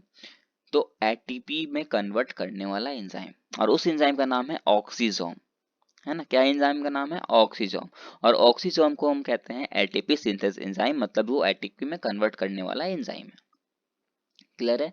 लेकिन कहीं कहीं वो जो ऑक्सीजोम एंजाइम होता है उसको ऑक्सीजोम ना लिख करके एलिमेंट्री पार्टिकल्स भी लिख देता है, और कहीं कहीं F0 to F1 पार्टिकल्स भी लिख देता है। तो कंफ्यूज उसमें भी मत होना। क्लियर है? वो इस नोट्स में आपको दिख दिख गया होगा, है ना, ये नोट्स में आपको दिख गया होगा। अब रही बात कि अगर F0 to F1 पार्टिकल्स लिख दे और उसमें पूछ दे कि दोनों में से कौन जो है वो एटीपी का फॉर्मेशन करता है या फिर एटीपी का सिंथेसिस करता है, तो आपको याद रखना है कि जो F1 पार्टिकल्स होता है वो एटीपी का फॉर्म करता है ना, और उस प्रोसेस को कहते हैं ऑक्सीडेटिव फॉस्फोरेगुलेशन। अब ये ऑक्सीडेटिव फॉस्फोरेगुलेशन क्या है? देखो, हमने क्या कहा था? ऑक्सीजोम एंजाइम है जो एटीपी में कन्वर्ट करता है, एटीपी सिंथेसिस एंजाइम था, है ना। तो ये जो ऑक्सीडेटिव फॉस्फोरिलेशन है, तो ऑक्सीडेटिव तो आया इस ऑक्सीजोम से। फोटो फॉस्फोरेशन का मतलब होता है, फॉस्फोराइलेशन का मतलब होता है एनर्जी। देखो, माइटोकॉन्ड्रिया का काम क्या है? एनर्जी को प्रोवाइड करना। किस फॉर्म में? एटीपी के फॉर्म में। उसी एनर्जी का अगर बायोलॉजिकल नाम देखा जाए तो वो होता है फॉस्फोराइलेशन। तो अगर आप ऑक्सीजोम और एनर्जी, ऑक्सीजोम क्या कर रहा है? एटीपी में कन्वर्ट कर रहा है इन द फॉर्म वो, इसका मतलब क्या है कि वो ऑक्सीजोम जो है वो एनर्जी में कन्वर्ट कर रहा है ना। तो उसी प्रोसेस को कहा जाता है ऑक्सीडेटिव फॉस्फोराइलेशन, है ना। ऑक्सीडेटिव फॉस्फोराइलेशन का मतलब क्या? ऑक्सीडेटिव मतलब हो गया ऑक्सीजोम, और फॉस्फोराइलेशन मतलब हो गया एनर्जी। मतलब इस ऑक्सीजोम के थ्रू हमें क्या मिल रही है? एनर्जी मिल रही है। मतलब जो प्लांट होते हैं उसको ऑक्सीजोम के थ्रू ही एनर्जी मिलती है ताकि वो ये क्या कर सके? फोटोसिंथेसिस कर सके, रेस्पिरेशन कर सके, है ना। क्योंकि कुछ भी काम करने के लिए हमें क्या चाहिए होता है? एनर्जी चाहिए होता है। और ये अभी इसमें पूरा अच्छे से क्लियर नहीं हो कर पाएंगे क्योंकि वो आपको पढ़ना है रेस्पिरेशन वाले चैप्टर में। तो बस आपको इतना सा हम लोग हिंट दे देते हैं ताकि आप ज्यादा कंफ्यूज ना हो, थोड़ा बहुत इंटरेस्ट लेते रहो, है ना। अब बात करते हैं, तो अब ये जो इनर मेम्ब्रेन है इसके इधर देख रहे होगा ना, जो इनफोल्डिंग, ये जो अजीब सा स्ट्रक्चर दिख रहा होगा, फोल्डिंग फोल्डिंग स्ट्रक्चर है। इस स्ट्रक्चर को कहते हैं क्रिस्टई, और क्रिस्टई जो होता है ये सरफेस एरिया को बढ़ाने का काम करता है। क्लियर है? और इसी के अंदर प्रेजेंट होता है ग्रेन्यूल्स एंड डीएनए, है ना। और ये जो स्ट्रक्चर है, ये जो क्रिस्टई देख सक रहे हैं और ये जो इनर मेम्ब्रेन है, ये प्रेजेंट कहाँ होता है? तो माइटोकॉन्ड्रिया के मैट्रिक्स रीजन में प्रेजेंट होता है। ये बहुत इंपॉर्टेंट पॉइंट है कि माइटोकॉन्ड्रिया के मैट्रिक्स रीजन में इतना सारा कुछ प्रेजेंट होता है। और दूसरी बात ये कि डीएनए भी प्रेजेंट होता है माइटोकॉन्ड्रिया में, है ना। तो हमने माइटोकॉन्ड्रिया बहुत अच्छे से क्लियर कर लिया है। अगर आपको थोड़ा बहुत डाउट होगा तो आप इस नोट्स से देख सकते हो, पर अगर आपने ध्यान से सुना होगा ना तो आपको कोई डाउट नहीं आया होगा। आगे बढ़ते हैं तो आगे लिखा हुआ है ना मैट्रिक्स ऑफ माइटोकॉन्ड्रिया की, मतलब माइटोकॉन्ड्रिया का मैट्रिक्स में क्या क्या चीज हमने देखा। तो हमने जो भी देखा था मैंने बता दिया था कौन कौन सा चीज था। तो एंजाइम्स थे, डीएनए प्रेजेंट था। डीएनए कैसा डीएनए है, तो सिंगल सर्कुलर और डबल स्टैंडर्ड वाला डीएनए प्रेजेंट होता है, वो नेकेड डीएनए होता है, और 70 के साथ राइबोसोम प्रेजेंट होता है। बात आपको ये याद रखनी है डीएनए वाली, और दूसरी बात यह है कि माइटोकॉन्ड्रिया का जो मैट्रिक्स रीजन होता है वो सेमी ऑटोनोमस होता है ना। क्लियर है। अब बात करते हैं प्लास्टिड की। तो प्लास्टिड जो है वो प्रेजेंट होता है प्लांट्स में एंड यूग्लिना में, और प्लास्टिड सिर्फ और सिर्फ यूकैरियोटिक सेल में प्रेजेंट होता है ना। ये भी बहुत इंपॉर्टेंट बात है। प्लास्टिड जो है प्लांट में प्रेजेंट होता है और यूग्लिना में प्रेजेंट होता है। अगर हम बात करें तो प्लास्टिड भी डबल मेम्ब्रेन बाउंड स्ट्रक्चर होता है, और इसके लेयर्स जो होते हैं लार्जर देन माइटोकॉन्ड्रिया, मतलब ये जो माइटोकॉन्ड्रिया हमने पढ़ा जिसको एटीपी मिल कहते हैं, उससे भी बड़ा स्ट्रक्चर इस प्लास्टिड का होता है। क्लियर है। अब इस के ये जो प्लास्टिड है इसको तीन बेसिस पे बांटा गया है, on the basis of pigment, है ना, on the basis of pigment, pigment के बेसिस पे बांटा गया है। वो भी तीन टाइप्स के। सबसे पहले बात करते हैं ल्यूकोप्लास्ट की। तो ल्यूकोप्लास्ट जो होता है वो कलरलेस होता है, मत क्यों होता है, क्योंकि इसके अंदर कोई भी पिगमेंट नहीं होता। ल्यूकोप्लास्ट का फंक्शन क्या है, तो फूड का स्टोरेज करना। कौन कौन से फूड का स्टोरेज करेगा, तो स्टार्च का, प्रोटीन्स का और ऑयल लिपिड का। क्लियर है। स्टार्च किस में प्रेजेंट होता है, तो पोटैटो में। प्रोटीन सबसे ज्यादा किस में प्रेजेंट होता है, ग्राम में। और ऑयल और लिपिड सबसे ज्यादा किस में प्रेजेंट होगा, तो मस्टर्ड में और ग्राउंड नट्स में। अगर हम बात करें कि स्टार्च का डाइजेशन करवाना है, तो इस ल्यूकोप्लास्ट के पास कौन सा एंजाइम प्रेजेंट होता है, उसको होता है एनाइलोप्लास्ट। प्रोटीन के लिए आयूरियोप्लास्ट, और ऑयल और लिपिड के लिए एलाइलोप्लास्ट। ये तीन चीज जो है ये प्रेजेंट होता है इसके पास। क्लियर है, फूड का डाइजेशन कराने के लिए। दूसरा है क्रोमोप्लास्ट। अब ये जो है इसका फंक्शन क्या है, ये जो है ये तीन तरह के कलर प्रोवाइड करता है ना। कौन कौन सा, रॉय कलर मतलब रेड, ऑरेंज और येलो।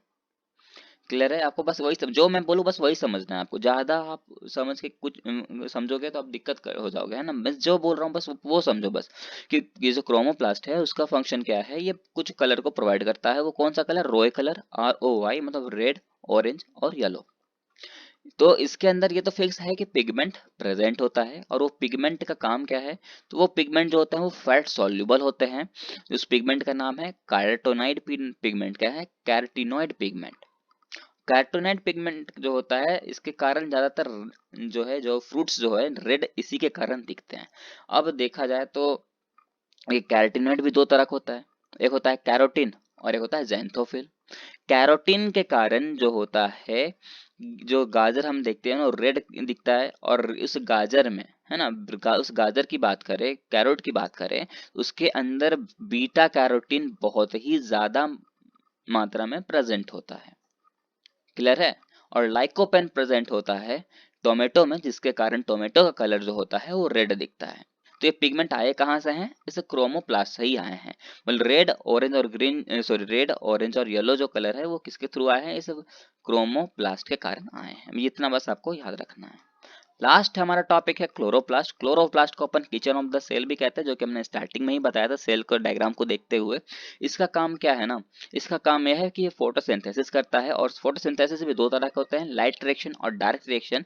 ये सब हम पढ़ेंगे रिस्पायरेशन, सॉरी, फोटोसिंथेसिस वाले चैप्टर में। तो अभी इसको रहने देते हैं, बस आपको इस चैप्टर में होने वाले की बात बताते हैं कि इसको हम क्लोरोप्लास्ट को किचन ऑफ द सेल कहते हैं। इसके अंदर पिगमेंट प्रेजेंट होता है, उस पिगमेंट को कहते हैं फोटोसिंथेटिक पिगमेंट, और फोटोसिंथेटिक पिगमेंट कहते हैं क्लोरोफिल को। इसमें क्लोरोफिल भी होते हैं, कौन कौन से, chlorophyll A, chlorophyll B and carotenoid. लेकिन सबसे ज्यादा प्रेजेंट होता है क्लोरोफिल ए, फिर आता है क्लोरोफिल बी, फिर आता है कार्टिनॉइड। अब क्लोरोप्लास्ट का स्ट्रक्चर तो देखना बनता है। क्लोरोप्लास्ट का स्ट्रक्चर कुछ इस तरह का होता है ना।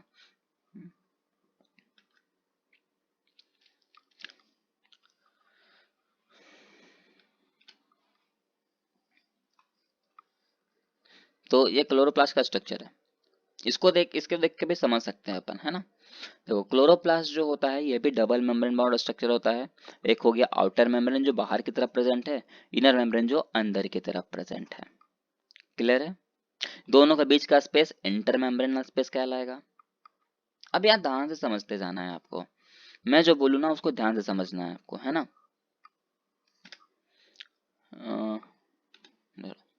आपने एक सिक्का देखा है, एक कॉइन देखा है? एक एक अगर कॉइन है ना, मान लो आपने एक कॉइन लिया इस तरह से, आप उसको कहोगे थाइलाकोइड। क्या कहना है उसको? थाइलाकोइड। अगर हम मान लो कि आपने सिक्के 5 सिक्के ले लिया और एक के ऊपर एक खड़ा कर दो, कुछ इस तरह से 1 2 3 4 5 इस तरह से खड़ा करते जाओ, है ना। अगर अगर आपने एक सिक्का लिया तो आप उसको क्या कहना है? थाइलाकोइड है वो। अगर आपने बहुत सारे सिक्के ले लिए और इसको एक के ऊपर एक स्टेबल करके रख दिया, तो आप उसको ग्रेना कहोगे। क्या कहोगे? ग्रेनम कहोगे। अब इसको यहाँ लॉजिक करो कि एक ये जो दिख रहा है ना, एक कोइन लाइक स्ट्रक्चर, उसको अपन कहे हैं थाइलाकोइड। और जब बहुत सारे थाइलाकोइड का लेयर बनता है, मतलब एक के ऊपर एक थाइलाकोइड को रख दिया जाता है, तो उस स्ट्रक्चर को हम कहते हैं ग्रेनम या फिर ग्रेना। क्लियर है? ये तो बहुत ही अच्छे से बताया मैंने कि एक अगर थाइलाकोइड है तो उसको हम कहेंगे थाइलाकोइड, अगर एक के ऊपर एक थाइलाकोइड को रख दो तो उसको हम कहेंगे ग्रेनम। और उसके बाहर, है ना, उसके बाहर क्या होता है? स्ट्रोमल फ्लूइड प्रेजेंट होता है। क्या होता है? स्ट्रोमल फ्लूइड प्रेजेंट होता है, जो कहां से रिलीज होता है? तो स्ट्रोमा से रिलीज होता है। बस इतना चीज आपको याद रखना है। क्लियर है यहाँ तक? बस यही चीज मेरे को बतानी थी। क्लियर है? बस एक चीज याद रखना है कि इसके भी आउटर, ये जो आउटर मेम्ब्रेन होता है, ये भी मोर परमिएबल होता है। मतलब कि यहाँ भी कहीं ना कहीं लिपिड का कंसंट्रेशन ज्यादा होगा। दूसरी बात ये कि इसके ऊपर भी पोरिन्स प्रेजेंट होते हैं, मतलब है कि पोर्स के थ्रू प्रोटीन का सिक्रीशन होता है। क्लियर है? अब बहुत जन को ये डाउट होता होगा कि ये क्लोरोप्लास्ट है, तो क्लोरोफिल बनता कैसे है, पिगमेंट आता कैसे है? तो ये जो थाइलाकोइड है, सिर्फ थाइलाकोइड, है ना। एक्चुअली ये तो क्लियर होगा पूरे अच्छे से फोटोसिंथेसिस वाले चैप्टर में, पर थोड़ा बहुत मैं आपको हिंट दे देता हूँ ताकि उस चैप्टर में आपको कंफ्यूजन जरा भी ना हो, है ना। क्योंकि इसके बाद हम वही चैप्टर पढ़ेंगे, पर इससे पहले इसके बाद एक सेल बायोलॉजी आएगा, सॉरी सेल डिवीजन आएगा, उसके बाद अपन फोटोसिंथेसिस पढ़ेंगे। तो थोड़ा सा एक क्लू दे देते हैं कि जो थाइलाकोइड है ना, सिर्फ ये एक सिंगल थाइलाकोइड के डायग्राम देखा जाता है। सिंगल थाइलाकोइड के अंदर प्रेजेंट होता है ल्यूमन। क्या होता है? ल्यूमन प्रेजेंट होता है। ये इस डायग्राम को देखो आप, है ना, ये इस डायग्राम को, एक सिंगल थाइलाकोइड का डायग्राम है। ये जो थाइलाकोइड है, उसके सेंटर में प्रेजेंट होता है ल्यूमन, और उसके चारों तरफ प्रेजेंट होते हैं क्वांटाजोम, और उस क्वांटाजोम को ही कहते हैं फोटो सिस्टम, है ना। उस क्वांटाजोम को क्या कहते हैं? फोटो सिस्टम भी कहते हैं। क्वांटाजोम कितना प्रेजेंट होता है? तो 250 टू 400 तक प्रेजेंट होता है। क्लियर है? वो क्वांटाजोम कितने होता है? 250 टू 400 क्वांटाजोम प्रेजेंट होते हैं। और ये उसी को हमने क्या कहा है? क्वांटाजोम को एक फोटो सिस्टम कहते हैं। तो ये जो फोटो सिस्टम होते हैं, यही फोटो सिस्टम आगे जा करके आगे फोटोसिंथेसिस का प्रोसेस करते हैं, और उससे फोटोसिंथेटिक पिगमेंट मिलता है, जिसको हम कहते हैं क्लोरोफिल, जो कि ग्रीन कलर का पिगमेंट होता है ना, जो कि ग्रीन कलर का पिगमेंट होता है। तो ये जो है, इस तरह से क्लोरोफिल का फॉर्मेशन होना है। क्लोरोफिल के बारे में सेम चीज वही लिखा हुआ है जो मैंने आपको बताया है, बस मैं आपको वो चीज बताता हूँ जो मैंने अभी आपको नहीं बताया। जैसे कि क्लोरोप्लास्ट जो है, are type of plastid around ovule और डिस्क शेप। क्लोरोप्लास्ट का शेप कैसा होता है? तो डिस्क शेप होता है, ओव्यूल शेप होता है, सॉरी ओवल शेप होता है, राउंड शेप होता है। ये आपको याद रखना है क्योंकि ये क्वेश्चन नीट में क्वेश्चन आते हैं। और खास करके आपको ये तो याद रखना ही है कि वो डबल मेम्ब्रेन बाउंड स्ट्रक्चर होता है, और पिगमेंट का फॉर्मेशन कैसे करते हैं वो प्रोसेस आपको याद रखना है। दूसरी बात ये कि ये जो है synthesis and storage of food stuffs, ये फूड का भी स्टोरेज करते हैं। किससे? तो फोटोसिंथेसिस के थ्रू। ये तो आपको पता ही होना चाहिए। क्लियर? और कुछ भी याद नहीं रखना, बाकी तो आपने डायग्राम से ही क्लियर कर लिया होगा एक्चुअली। और हाँ, इसका मैं आपको ये जो है मैंने बताया ना कोइन वाला, इसका अपन लास्ट वीडियो के एंड में हम देखेंगे इसका प्रैक्टिकल करके भी, उस टाइम और अच्छे से समझ में आ जाएगा, है ना, क्योंकि इसमें प्रैक्टिकल तो बनता है। तब बोलोगे भी ना कि सर ने बायोलॉजी में प्रैक्टिकल कराया था। चलो, अब बहुत हमने पढ़ लिया, कुछ क्वेश्चन की बारी। अब क्वेश्चन फटाफट करते हैं, ज़्यादा टाइम नहीं देंगे, तुरंत क्वेश्चन पढ़ेंगे और आंसर देंगे। ओके, क्वेश्चन क्या कहता है? Which of the following combination is correct for the enzyme of lysosomes? देखो यार, लाइसोसोम्स के बारे में हमने पढ़ा था, याद करो कब, जब गोल्गी बॉडीज ने पैकेजिंग किया था मटेरियल का और डाइजेशन होने के लिए लाइसोसोम के पास भेजा था। क्यों भेजा था? ताकि वहां पर क्या हो सके, डाइजेशन कर सके। क्यों? क्योंकि उसके अंदर हाइड्रोलिटिक एंजाइम प्रेजेंट हो।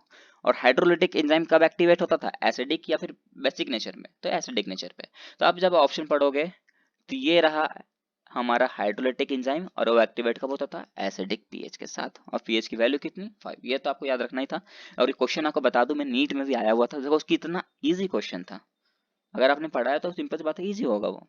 दूसरा क्वेश्चन कहता है माइटोकॉन्ड्रियल डीएनए इज, अब बताओ यार माइटोकॉन्ड्रियल डीएनए कैसा था? माइटोकॉन्ड्रियल डीएनए कैसा था? तो अब देखो, अब यहाँ पर जब भी कभी ऐसा क्वेश्चन आ जाए, ये क्वेश्चन नीट में नहीं आया पर ये क्वेश्चन अच्छा है। ऐसा अच्छा क्यों, मैं बताता हूँ। अब आपको याद होगा किसी को कि यार हाँ सर नेकेड तो बताया था, किसी को याद आता होगा नहीं सर सर्कुलर भी बताया था, और किसी को ये याद होता होगा कि डीएनए जो है वो डबल स्टैंडर्ड में प्रेजेंट था। लेकिन अगर किसी को इंसान को ये तीनों चीज याद हो ना, कि तीनों चीज प्रेजेंट था माइटोकॉन्ड्रिया में, तो वो जरूर बोलेगा सर ये तीनों चीज ही प्रेजेंट थे, मतलब इसका आंसर जाएगा ऑल ऑफ दिस। क्लियर है? ये था मेरा ट्विस्ट। जब भी आपको ऑप्शन में ऑल ऑफ दिस मिले ना, तो एक बार क्वेश्चन को ध्यान से जरूर पढ़ना, है ना। हो सकता है आपको कुछ ऐसा याद आ जाए कि हाँ लगे आपको कि नहीं ऑप्शन एक नहीं ऑप्शन दो करेक्ट होंगे, तो आप समझ सकते हो कि ऑप्शन अगर दो सही जा रहे हैं तो तीसरा भी कहीं ना कहीं सही होगा। ये ट्विस्ट है। ओके, थर्ड क्वेश्चन क्या कह रहा है? थर्ड क्वेश्चन कहता है ribophorins occurs on the surface of, याद करो राइबोफोरिन्स हमने पढ़ा था कहाँ? क्रिस्टई में। और क्रिस्टई मैंने बोला था किसके अंदर आता है? ईआर के अंदर आता है। और मैंने ये भी बोला था कि अगर आपको, है ना, अगर आपको ईआर या गोल्गी बॉडी में दी जाए तो आपको गोल्गी बॉडी लेना है। लेकिन यहाँ सिर्फ ईआर नहीं लिखा गया है दोस्तों, यहाँ पर लिखा है रफ इंडोप्लाज्मिक रेटिकुलम और स्मूथ इंडोप्लाज्मिक रेटिकुलम। मतलब आपको क्लियरली पूछा है आपसे कि बताओ या तो रफ इंडोप्लाज्मिक या तो स्मूथ इंडोप्लाज्मिक या गोल्गी बॉडीज। तब आप अगर आपको पूरा क्लियरली पूछे ना, तो आपको क्लियरली ही आंसर देना है कि आपका आंसर होगा क्या? Rough endoplasmic reticulum. देखो, अगर आपसे पूछता है कि आप कहाँ से हो, तो आप सीधा बोलोगे ना इंडिया से हूँ। लेकिन आपको पूछे कि नहीं परफेक्टली बताओ कहाँ से हो, तो आपको तो बताना पड़ेगा ना मैं कि आप कहाँ से बिलोंग करते हो। तो वही बात होती है, क्वेश्चन को आपको पढ़ना है, कभी कभी खुद समझना चाहिए, समझना पड़ेगा कि क्वेश्चन क्या आपसे पूछ रहा है। ओके, क्योंकि एक क्वेश्चन आपसे गलती करा सकता है। ये क्वेश्चन जो है नीट में पूछा गया, आप बताओ जिसने इसका ट्विस्ट समझा होगा उसने सही आंसर दिया होगा, जिसने नहीं समझा वो गलत करके आ गए होंगे। अब आते हैं जो कि बहुत इंपॉर्टेंट क्वेश्चन है। ये पूछता है in higher plants the chloroplast are, जो हायर प्लांट्स होते हैं उसमें जो क्लोरोप्लास्ट होते हैं वो कैसे शेप के होते हैं? डिस्क, कोइडल और ओवल, स्पाइरल, कप शेप्ड या फिर रेटिकुलेट? अभी अभी हमने जस्ट थोड़ी देर पहले ही इसको कवर किया है और हमने देखा है कि उसका कैसा शेप होता है, डिस्कोइडल और ओवल शेप का होता है। फिर क्वेश्चन कह रहा है सिस्टर्नी इज फाउंड इन, देखो बहुत जन यार क्वेश्चन में ये जो हो पढ़े होंगे ना सिस्टर्नी, तो तुरंत सोचूंगा यार ये तो माइटोकॉन्ड्रियम होना चाहिए, ये तो माइटोकॉन्ड्रियम होना चाहिए, पर ये गलत है। माइटोकॉन्ड्रिया में सिस्टर्नी नहीं था, माइटोकॉन्ड्रिया में क्रिस्टई था। सिस्टर्नी प्रेजेंट है ईआर में। कहाँ पर? ईआर में। अब ईआर आपको याद होगा, मैंने ये भी कहा है ना, जब ईआर और गोल्गी बॉडीज आ जाए तो आपको फर्स्ट अपॉर्चुनिटी तो गोल्गी बॉडीज को देनी है। लेकिन अगर दोनों ध्यान लिख जाए कि both ER and Golgi bodies, तब आपको चूज करना होगा ये ऑप्शन को, क्योंकि ये दोनों का सपोर्ट मांग रहा है। एक मान देखो, अगर एक बोला जाता तो आप गोल्गी बॉडीज को सपोर्ट करते, पर यहाँ दोनों को इक्वली माना जा रहा है, तो आप सिंपल सी बात है दोनों को ना सच मानोगे, क्योंकि दोनों सच कह रहा है। जैसे कि मान लो यहाँ पर 6 लिखा हुआ है एक्चुअली, है ना। अब एक पर्सन यहाँ पर खड़ा होगा, एक पर्सन यहाँ पर खड़ा है इस साइड से, तो जो इस साइड से पर्सन खड़ा होगा उसको तो ये 6 दिख रहा है, और जो पर्सन इस तरफ से खड़ा है उसको क्या दिख रहा होगा? 9 दिख रहा होगा। तो इसका मतलब ये तो नहीं ना कि अगर तुम सही हो तो ये गलत है। तो कभी कभी ऐसा क्वेश्चन भी आपसे पूछ लिया जाता है कि बताओ कि ईयर और गोल्गी बॉडी दोनों सही है, या फिर सिर्फ गोल्गी बॉडी सही होगा, या तो फिर ईयर सही होगा। तो उस टाइम आपको लॉजिकली समझना पड़ेगा कि ये जो है हमने पहले ईयर में पढ़ा था, उसके बाद गोल्गी में पढ़ा था, तो ये दोनों आंसर सही होंगे। अब आते हैं क्रिस्टाई आर फाउंड इन। अब क्रिस्टाई बता रहे हैं, क्रिस्टाई तो सिंपल सी बात है, ये माइटोकॉन्ड्रिया में ही प्रेजेंट है। वो कहाँ पर? मेम्ब्रेन। ये तो सिंपल सी बात है, ये थर्ड चला गया आंसर। क्लियर है? बहुत ही इजी क्वेश्चन था और हमने बहुत अच्छे से कंप्लीट किया है। अब आगे पढ़ना है अपने साइटोस्केलेटन। साइटोस्केलेटन में कुछ आपको ज़्यादा याद नहीं रखना, बस याद रखना है कि ये फिलामेंटस प्रोटीन होता है जो कहाँ पर होता है, तो साइटोप्लाज्म के स्ट्रक्चर में प्रेजेंट होता है। इसका फंक्शन है शेप को प्रोवाइड करना, मैकेनिकल सपोर्ट देना और मोटिलिटी में हेल्प करना। किस तरह से हेल्प करता है, तो ये माइक्रोट्यूब्यूल से, माइक्रोफिलामेंट्स के थ्रू, है ना, इंटरमीडिएट फिलामेंट्स के थ्रू, ईआरस के थ्रू, ये सब के थ्रू वो हेल्प करता है। और ये कुछ इस तरह का होता है माइक्रोट्यूब्यूल्स, है ना। आपको एक्चुअली ये क्वेश्चन में तो आएगा नहीं, नीट में तो जल्दी नहीं पूछता है ऐसा, पर थोड़ा बहुत इंपॉर्टेंट है जो कि मुझे बताना था कि इसमें इंपॉर्टेंट आपको बस ये याद रखना है कि ये जो ट्यूब होता है वो हॉलो होता है और ये बना होता है टिब्यूलिन प्रोटीन का। जो माइक्रोट्यूब्यूल्स होते हैं ना, वो आखिर कर क्या रहे हैं, तो वो शेप को प्रोवाइड करके रख रहा है। किसका शेप, साइटोस्केलेटन का शेप को प्रोवाइड करके रख रहा है ना। ये चीज आपको याद रखना चाहिए। और ट्यूबुलिन प्रोटीन से बना होता है वो याद रखना है, और ये पाइप होलो होता है वो तो इंपॉर्टेंट है ही। और साथ ही साथ इसका डायमीटर आपको याद रखना है 22.4 से, सॉरी क्या गलत लिख दिया, 24 to 25 नैनोमीटर का होता है। तो ये आपको याद रहना है बस। और इस साइटोस्केलेटन में ज्यादा कुछ नहीं पढ़ना अपन को। क्लियर है? तो यहाँ पर ये भी हमारा खत्म होता है। अब आते हैं सीलिया एंड फ्लैजिलिया। अगर फ्लैजिला नाम सुना सुना लग रहा है तो आप सही हो। अगर आपको लग रहा है कि यार फ्लैजिला क्या होता है, आपने पहली बार सुन रहे हो, तो इसका मतलब आपने प्रोकैरियोट सेल नहीं पढ़ा अच्छे से। प्रोकैरियोटिक सेल में भी हमने फ्लैजिला पढ़ा है, जो क्या करता है,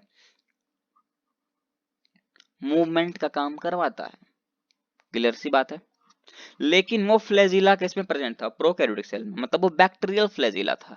तो बैक्टीरियल फ्लैजिलिया जो होता है और ये फ्लैजिला जो होता है, दोनों में बहुत ही डिफरेंट होता है, बहुत डिफरेंस होता है। ये चीज तो हमने पहले ही बता, यहाँ लिखा हुआ है ना। सीलिया और फ्लैजिला का काम क्या है, सीलिया जो और फ्लैजिला जो होते हैं, ये यूकैरियोट्स की बात कर रहे हैं। यूकैरियोट्स में जो सीलिया और फ्लैजिला होते हैं, इनका काम है hair like outgrowth of the cell membrane. जो सेल में का मेम्ब्रेन होते हैं, वहां से एक हेयर लाइक आउटग्रोथ होना शुरू हो जाता है, जिसको ही अपन कहते हैं सीलिया एंड फ्लैजिला। और सीलिया और फ्लैजिला के थ्रू ये सेल जो है मूवमेंट करता है, मूवमेंट करने का काम करता है। कैसे करता है, cilia causing the movement of either the cell और सराउंडिंग फ्लूइड। अब सिंपल सी बात है, अंदर में क्या है, फ्लूइड प्रेजेंट होता है, तो मूवमेंट कहाँ करेगा, इस फ्लूइड में ही तो मूवमेंट करता है ना। तो सीलिया और जो है वो मूवमेंट में हेल्प करता है। और फ्लैजिला की बात करें तो फ्लैजिलिया जो होता है ये सीलिया से लॉन्गर होता है, बड़ा होता है। क्लियर है? और ये दोनों करवाते क्या हैं, तो सेल का मूवमेंट करवाते हैं। तो यहाँ पर तो सारा पॉइंट क्लियर हो चुका है। नोट में आपको याद रखना है कि जो सीलियम होते हैं और जो फ्लैजिलिया होता है, ये दोनों जाकर के एक सेंट्रियोल लाइक स्ट्रक्चर में मिलते हैं, जिसको अपन कहते हैं बेसल बॉडी। आई रिपीट, ये बहुत इंपॉर्टेंट पॉइंट है, ये क्वेश्चन नीट में भी आते हैं। ये कहता है कि जब दोनों जो सीलिया और फ्लैजिलिया जो है वो सेंट्रियोल लाइक स्ट्रक्चर में जाकर मिलते हैं, और उस स्ट्रक्चर को हम बेसल बॉडी कहते हैं। तो अब आते हैं इस डायग्राम की ओर। पर डायग्राम स्टार्ट करने से पहले मैं एक चीज बताना चाहूंगा कि जो हमने माइक्रोट्यूब्यूल्स पढ़ा है, इस माइक्रोट्यूब्यूल्स के अंदर ही प्रेजेंट होता है हमारा सीलिया और फ्लैजिलिया। जी हाँ, ये माइक्रोट्यूब्यूल्स कैसा होता है, तो एक ट्यूब लाइक स्ट्रक्चर था, जैसा कि जो कि होलो ट्यूब था, जिसके अंदर जो बना था किसका, ट्यूबुलिन प्रोटीन का, है ना। और इसी के अंदर हमारा प्रेजेंट होता है सीलिया और फ्लैजिलिया। अब आते हैं इस डायग्राम में। तो यहाँ पर हमें समझना है कि जो माइक्रोट्यूब्यूल्स हैं ये और कोई नहीं, यहीं से सीलिया और फ्लैजिला जो है प्रेजेंट है। क्लियर है? लेकिन ये माइक्रोट्यूब्यूल्स भी दो तरह का होता है, एक होता है रेडियल और एक होता है पेरिफेरल, है ना। एक होता है रेडियल, एक होता है पेरिफेरल। आपको ये चीज आप बता दूं कि जो रेडियल होता है ये सिंगलेट्स होता है, और जो पेरिफेरल होता है ये डबलेट्स होता है। ऐसा क्यों कहते हैं, सिंगलेट्स और डबलेट्स का मतलब क्या है, तो देखो यहाँ पर ये आपको ये जो स्ट्रक्चर कुछ दिख रहा होगा, यहाँ पर देखो तो यहाँ पर दो माइक्रोट्यूब्यूल्स हैं, एक ये और एक ये, है ना। मान लो ये वाला एक ए है और एक ये मान लेते हैं कि ये बी है ना। ये भी एक ए एक बी होगा, एक ए एक बी होगा, इस तरह का अरेंजमेंट मान लो। और यहाँ पर एक ये ए है और एक ये बी है। तो यहाँ पर ये कैसे है, ये तो सिंगल सिंगल है ना, यहाँ पर सिंगल माइक्रोट्यूब्यूल्स, यहाँ पर सिंगल माइक्रोट्यूब्यूल्स, तो ये हो गया सिंगलेट्स। लेकिन यहाँ पर डबल माइक्रोट्यूब्यूल्स हैं, इसलिए हम इसको डबलेट्स भी कहते हैं। क्लियर है? यहाँ तक तो कोई डाउट नहीं होना चाहिए। चलो बहुत अच्छी बात है। ये दो, अब यहाँ पर ध्यान समझना, जैसे कि ये जो ब्रिज है, मतलब ये जो है ना माइक्रोट्यूब्यूल्स, ये आपस में जो कनेक्शन बना कर रखा है, जो डबलेट्स है,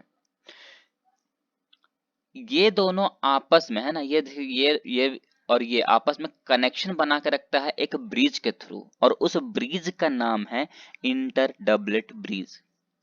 देखो इंटर डबलेट को जब तोड़ो है ना, इंटर का मतलब क्या होगा, दो डिफरेंट डिफरेंट है ना, दो डिफरेंट डिफरेंट डबलेट के बीच का ब्रिज, उसी को कहे हैं इंटर डबलेट ब्रिज, है ना, सिंपल सी बात है। तो दो, अब यहाँ लॉजिक क्या लिंक लेगा वो देखो, तो कि एक जो पेरिफेरल माइक्रोट्यूब्यूल्स हैं, उस दोनों वो जो कैसे होते हैं, डबलेट्स होते हैं, और इस दोनों के बीच में जो ब्रिज होता है, उस ब्रिज का नाम है इंटर डबलेट ब्रिज, जिसके थ्रू आपस में एक कनेक्शन बना के रखते हैं। अब आ जाओ यहाँ सेंटर में, कि जो सेंटर और माइक्रोट्यूब्यूल प्रेजेंट है, इसको कहते हैं सेंट्रल रेडियल माइक्रोट्यूब्यूल्स। और सेंट्रल माइक्रोट्यूब्यूल्स जो है, ये दोनों आपस में कनेक्शन बना के रखता है एक ट्यूब के थ्रू, उसको कहते हैं सेंट्रल ट्यूब। और इसके बाहर ये जो शीथ है ना, ये जो सेंट्रल रेडियल माइक्रोट्यूब्यूल है, इसके बाहर एक शीथ प्रेजेंट होता है। ये जो शीथ है ना, इस शीथ को कहते हैं सेंट्रल शीथ। क्या कहते हैं, सेंट्रल शीथ कहते हैं इस शीथ को। देखो यहाँ नाम भी लिखा हुआ है, क्लियर है। और इस शीथ से ये हमारा पेरिफेरल माइक्रोट्यूब्यूल जो है, वो कनेक्ट होता है इस रेडियल स्पोक के थ्रू। किसके थ्रू, ये रेडियल स्पोक के थ्रू कनेक्शन रखता है। तो एक चीज देखो, एक दूसरे से सब लिंक है। ये इंटीरियर माइक्रोट्यूब्यूल एक ट्यूब के थ्रू अटैच है आपस से, ये फिर अटैच है एक सेंट्रल शीथ के थ्रू, और ये सेंट्रल शीथ से हमारा पेरिफेरल माइक्रोट्यूब्यूल अटैच है इस रेडियल स्पोक के थ्रू, और ये हमारा इंटर डबलेट जो भी माइक्रोट्यूब्यूल है, ये अटैच है इंटर डबलेट ब्रिज के थ्रू। तो इस तरह का कुछ हमारा जो सर्कुलेशन जो है, ये चलता रहता है, जिससे कि सेल का मूवमेंट होता रहता है। तो आपको यहाँ ये याद रखना है कि इसके अंदर 2 सिंगलेट्स होते हैं और 9 डबलेट्स होते हैं। 2 + 9, ये आपको रखना है कि 2 सिंगलेट होते हैं और 9 डबलेट्स होते हैं। ये बहुत इंपॉर्टेंट पॉइंट था एक्चुअली, जो मुझे समझाना था यहाँ पर, है ना। चलो क्लियर है, ये तो क्लियर हो गया आपको। आगे आते हैं, सेंट्रियोल। सेंट्रियोल को कहते हैं परपेंडिकुलर सेंट्रोसो। क्या कहते हैं, परपेंडिकुलर सेंट्रोसोम। अब ये सेंट्रियोल जो होता है, वो परपेंडिकुलर सेंट्रोसोम का मतलब यहाँ पर क्या क्या निकलते आता है, तो सेंट्रियोल कहने का मतलब है कि जैसे कि कोई परपेंडिकुलर ड्रॉ करो। परपेंडिकुलर सबको आता है ड्रॉ करना, मैथ तो सभी पढ़ेंगे। इस तरह का परपेंडिकुलर होता है। अगर आप दोनों का सेंटर अगर मिलाओ, तो ये इस जगह पे सेंटर होगा। इसी सेंटर को हम कहते हैं सेंट्रियोल। क्या कहते हैं, सेंट्रियोल, क्लियर है। अब यहाँ पर ये जो इसका कुछ स्ट्रक्चर ना कुछ इस तरह का होता है, यहाँ पर समझना मुश्किल हो रहा होगा, है ना, कि ये क्या है, ये समझ नहीं आ रहा होगा। तो ये सेंट्रियोल है, इसको हमने क्या है, यहाँ सेंटर प्रेजेंट ही है, सेंट्रियोल है अपना। इस सेंट्रियोल से है ना, इस सेंट्रियोल से क्या होता है, 9 फिब्रिल्स निकले हैं, देख सकते हो, है ना, 9 फिब्रिल्स। ये 1, ये 2, 3, ऐसे कैलकुलेट करो, ये 9 फिब्रिल्स होंगे। और ये 9 फिब्रिल्स जो होते हैं, ये ट्रिपलेट्स होते हैं। ट्रिपलेट का मतलब है इसके ऊपर 3, ये जो 1, 2 और 3, ये 3 माइक्रोट्यूब्यूल्स अटैच होते हैं, इसलिए कहते हैं इसको ट्रिपलेट्स, है ना। ये कैसे होते हैं, ट्रिपलेट्स होते हैं। और हम बता दें कि centrioles form the basal body of cilia and flagella. और ये जो सेंट्रियोल है, ये जो सेंट्रियोल है, इस पे अपना क्या है, ये हमारी जो है बेसल बॉडी को फॉर्म करता है, जहां पर सिलिया और फ्लैजिलिया प्रेजेंट होता है, क्लियर है। चलो अब आते हैं न्यूक्लियस में। न्यूक्लियस का डायग्राम इस तरह का होता है। न्यूक्लियस का अगर डायग्राम देखा जाए, तो ये है न्यूक्लियस का डायग्राम। इसके बाहर देखा जाए तो यहाँ पर प्रेजेंट होता है क्रोमैटिन, सबसे बाहर प्रेजेंट होता है सेल न्यूक्लियर इन्वेलप।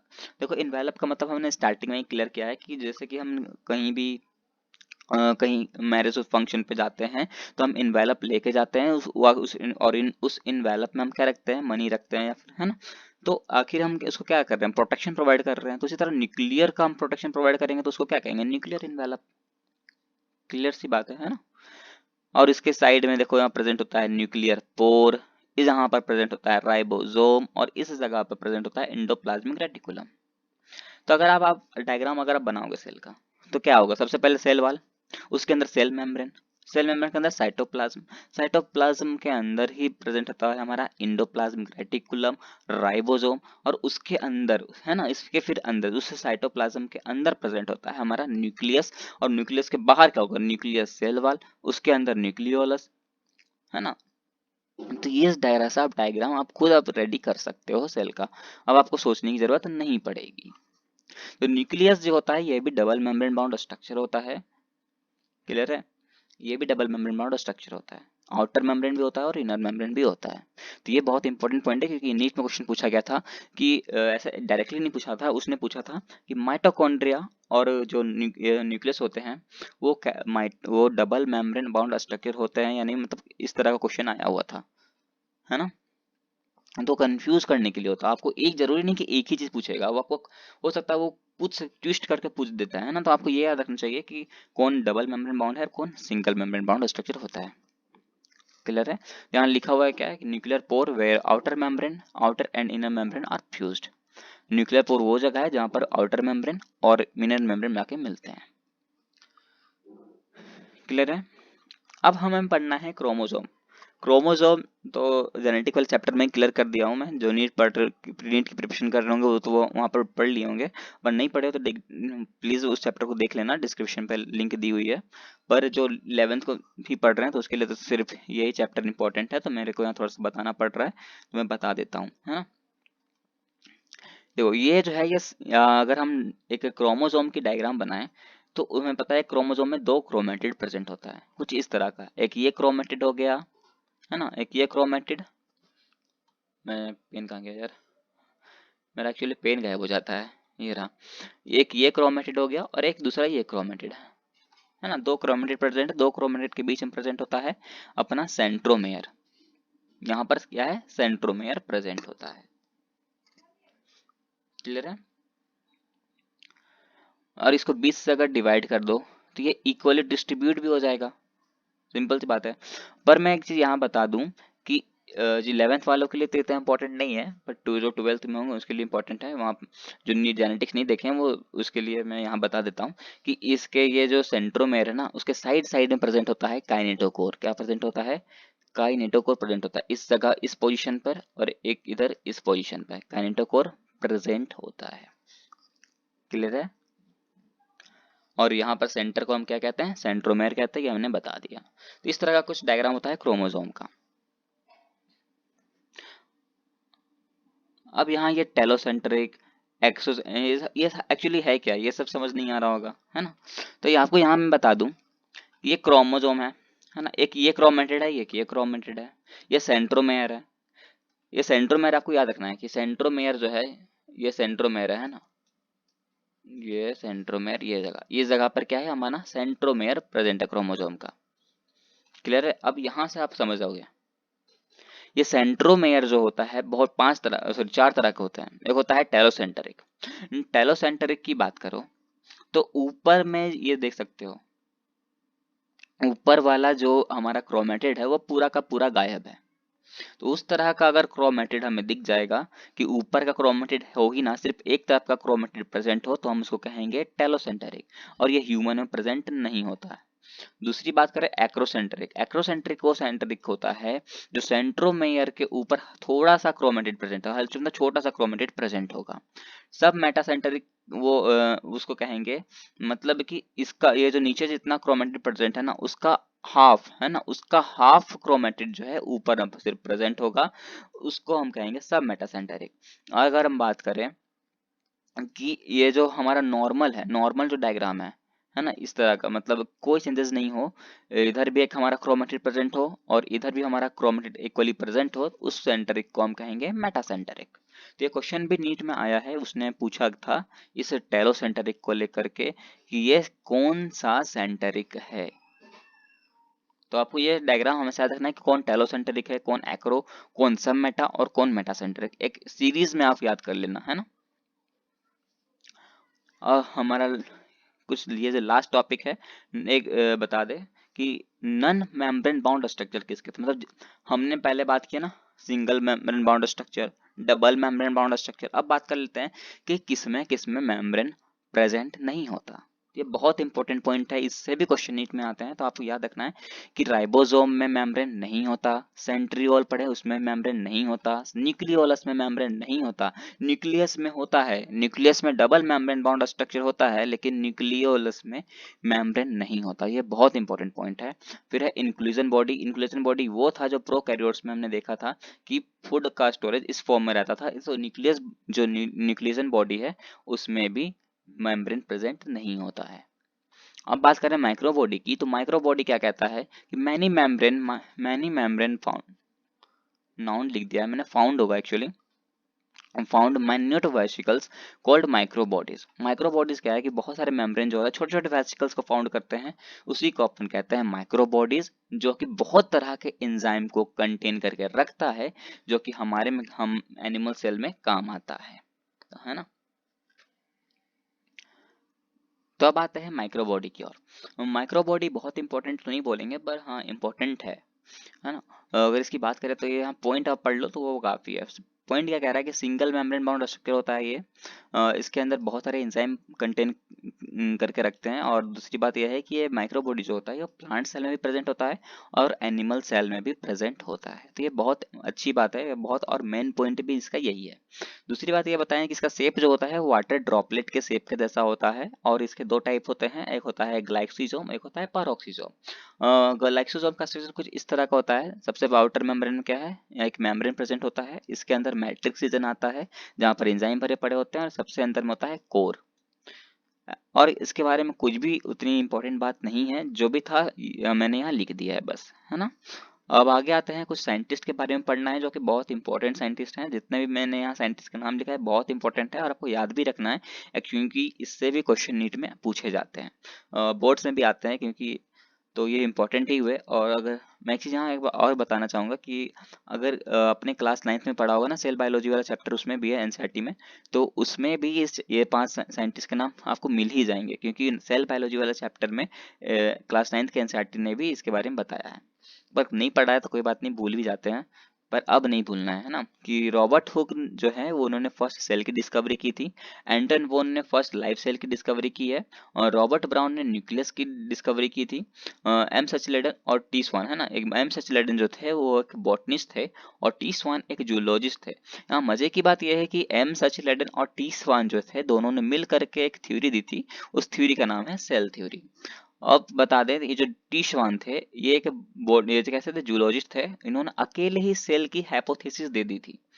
रिडोल्फ रिचलो ने ओमी सेलुला ई सेलुला के बारे में बताया था। ओमी सेलुला ई सेलुला के बारे में क्या मतलब होता है कि ओमी सेलुला ई सेलुला का मतलब है कि इनका कहना था कि जो भी नए सेल होते हैं वो पुराने सेल से ही रीजनरेट होते हैं, इसलिए इसका इन्होंने नाम दिया ओमिज सेलुला ई सेलुला। फिर बात करते हैं सिंगर और निकोलसन की, तो ये हमने पढ़ा है ना, अभी थोड़ी देर पहले ही पढ़ा था कि फ्लूइड मोजाइक मॉडल जो कि मोस्ट एक्सेप्टेबल मॉडल भी माना गया था, तो ये तो इंपॉर्टेंट है ही। फिर है कैमलिया गोल्गी, जिन्होंने गोल्गी बॉडी के बारे में डिस्कवरी की थी, ये तो बहुत ईजी था, ये तो नाम से ही रिलेटेड याद हो जाएगा। लास्ट है जॉर्ज पैलेडे, पैलेड जिन्होंने ही राइबोसोम की डिस्कवरी की थी, राइनोसोम यहाँ लिख दिया मिस्टेक से, एक्चुअली ये राइबोसोम होगा। और राइबोसोम का फंक्शन क्या है, तो प्रोटीन का सिंथेसिस करना। और यहाँ पे हमारा चैप्टर होता है फिनिश, पर कुछ क्वेश्चन कर लें क्योंकि क्वेश्चन इंपॉर्टेंट है, तो 2 क्वेश्चन करके इस चैप्टर को हम फिनिश करेंगे। सबसे पहला क्वेश्चन क्या कह रहा है, पॉलीजोम इज द चेन ऑफ। अगर आपको याद हो तो पॉलीजोम और पॉलीराइबोसोम हमने एक ही चीज बोला था। पॉलीराइबोसोम का क्या मतलब होता है कि वो बनता किससे है, राइबोसोम और आरएनए से। तो यहाँ आरएनए नहीं दिखा है लेकिन राइबोसोम लिखा है, तो इसका आंसर क्या होगा, ये राइबोसोम हो जाएगा। दूसरा क्वेश्चन क्या कह रहा है, बेसल बॉडीज। बेसल बॉडी क्या है, तो आपको याद हो तो हमने भी देखा था सीधी और फ्लैजिला जो है वो सेंट्रल लाइक स्ट्रक्चर में जाके रहता है, और उस उसी वो जो है सेंट्रल सेंट्रियोल लाइक स्ट्रक्चर में रहता है, और सेंट्रियोल क्या करता है, आगे जाके बेसल बॉडी का फॉर्मेशन करता है। तो अगर आपको वो याद होगा तो आंसर तो हमारा सेंट्रियोल हो जाएगा, वो आपको तुरंत याद हो जाएगा। और यहाँ पर हमारा चैप्टर होता है फिनिश। क्लियर है यहाँ तक आपको, अब तो चैप्टर तो पूरा समझ आ गया होगा, ऐसा कोई डाउट नहीं होना चाहिए, है ना। कि मैंने कहा था कि हम इस चैप्टर को बहुत ही इजी वे से लेके गए हैं, बहुत इजी ट्रिक से समझे भी होगे। अगर आपने लास्ट तक देखा होगा तो कहीं भी आपको कोई डाउट नहीं रहना चाहिए। फिर भी अगर आपको कोई डाउट है तो आप मुझे कमेंट सेक्शन में कमेंट कर सकते हो, और वीडियो कैसा लगा वो भी मुझे कमेंट में जरूर बताना। और अगर आपको वीडियो अच्छी लगी हो तो हमारे चैनल को सब्सक्राइब करो और वीडियो को लाइक जरूर करें। Thank you.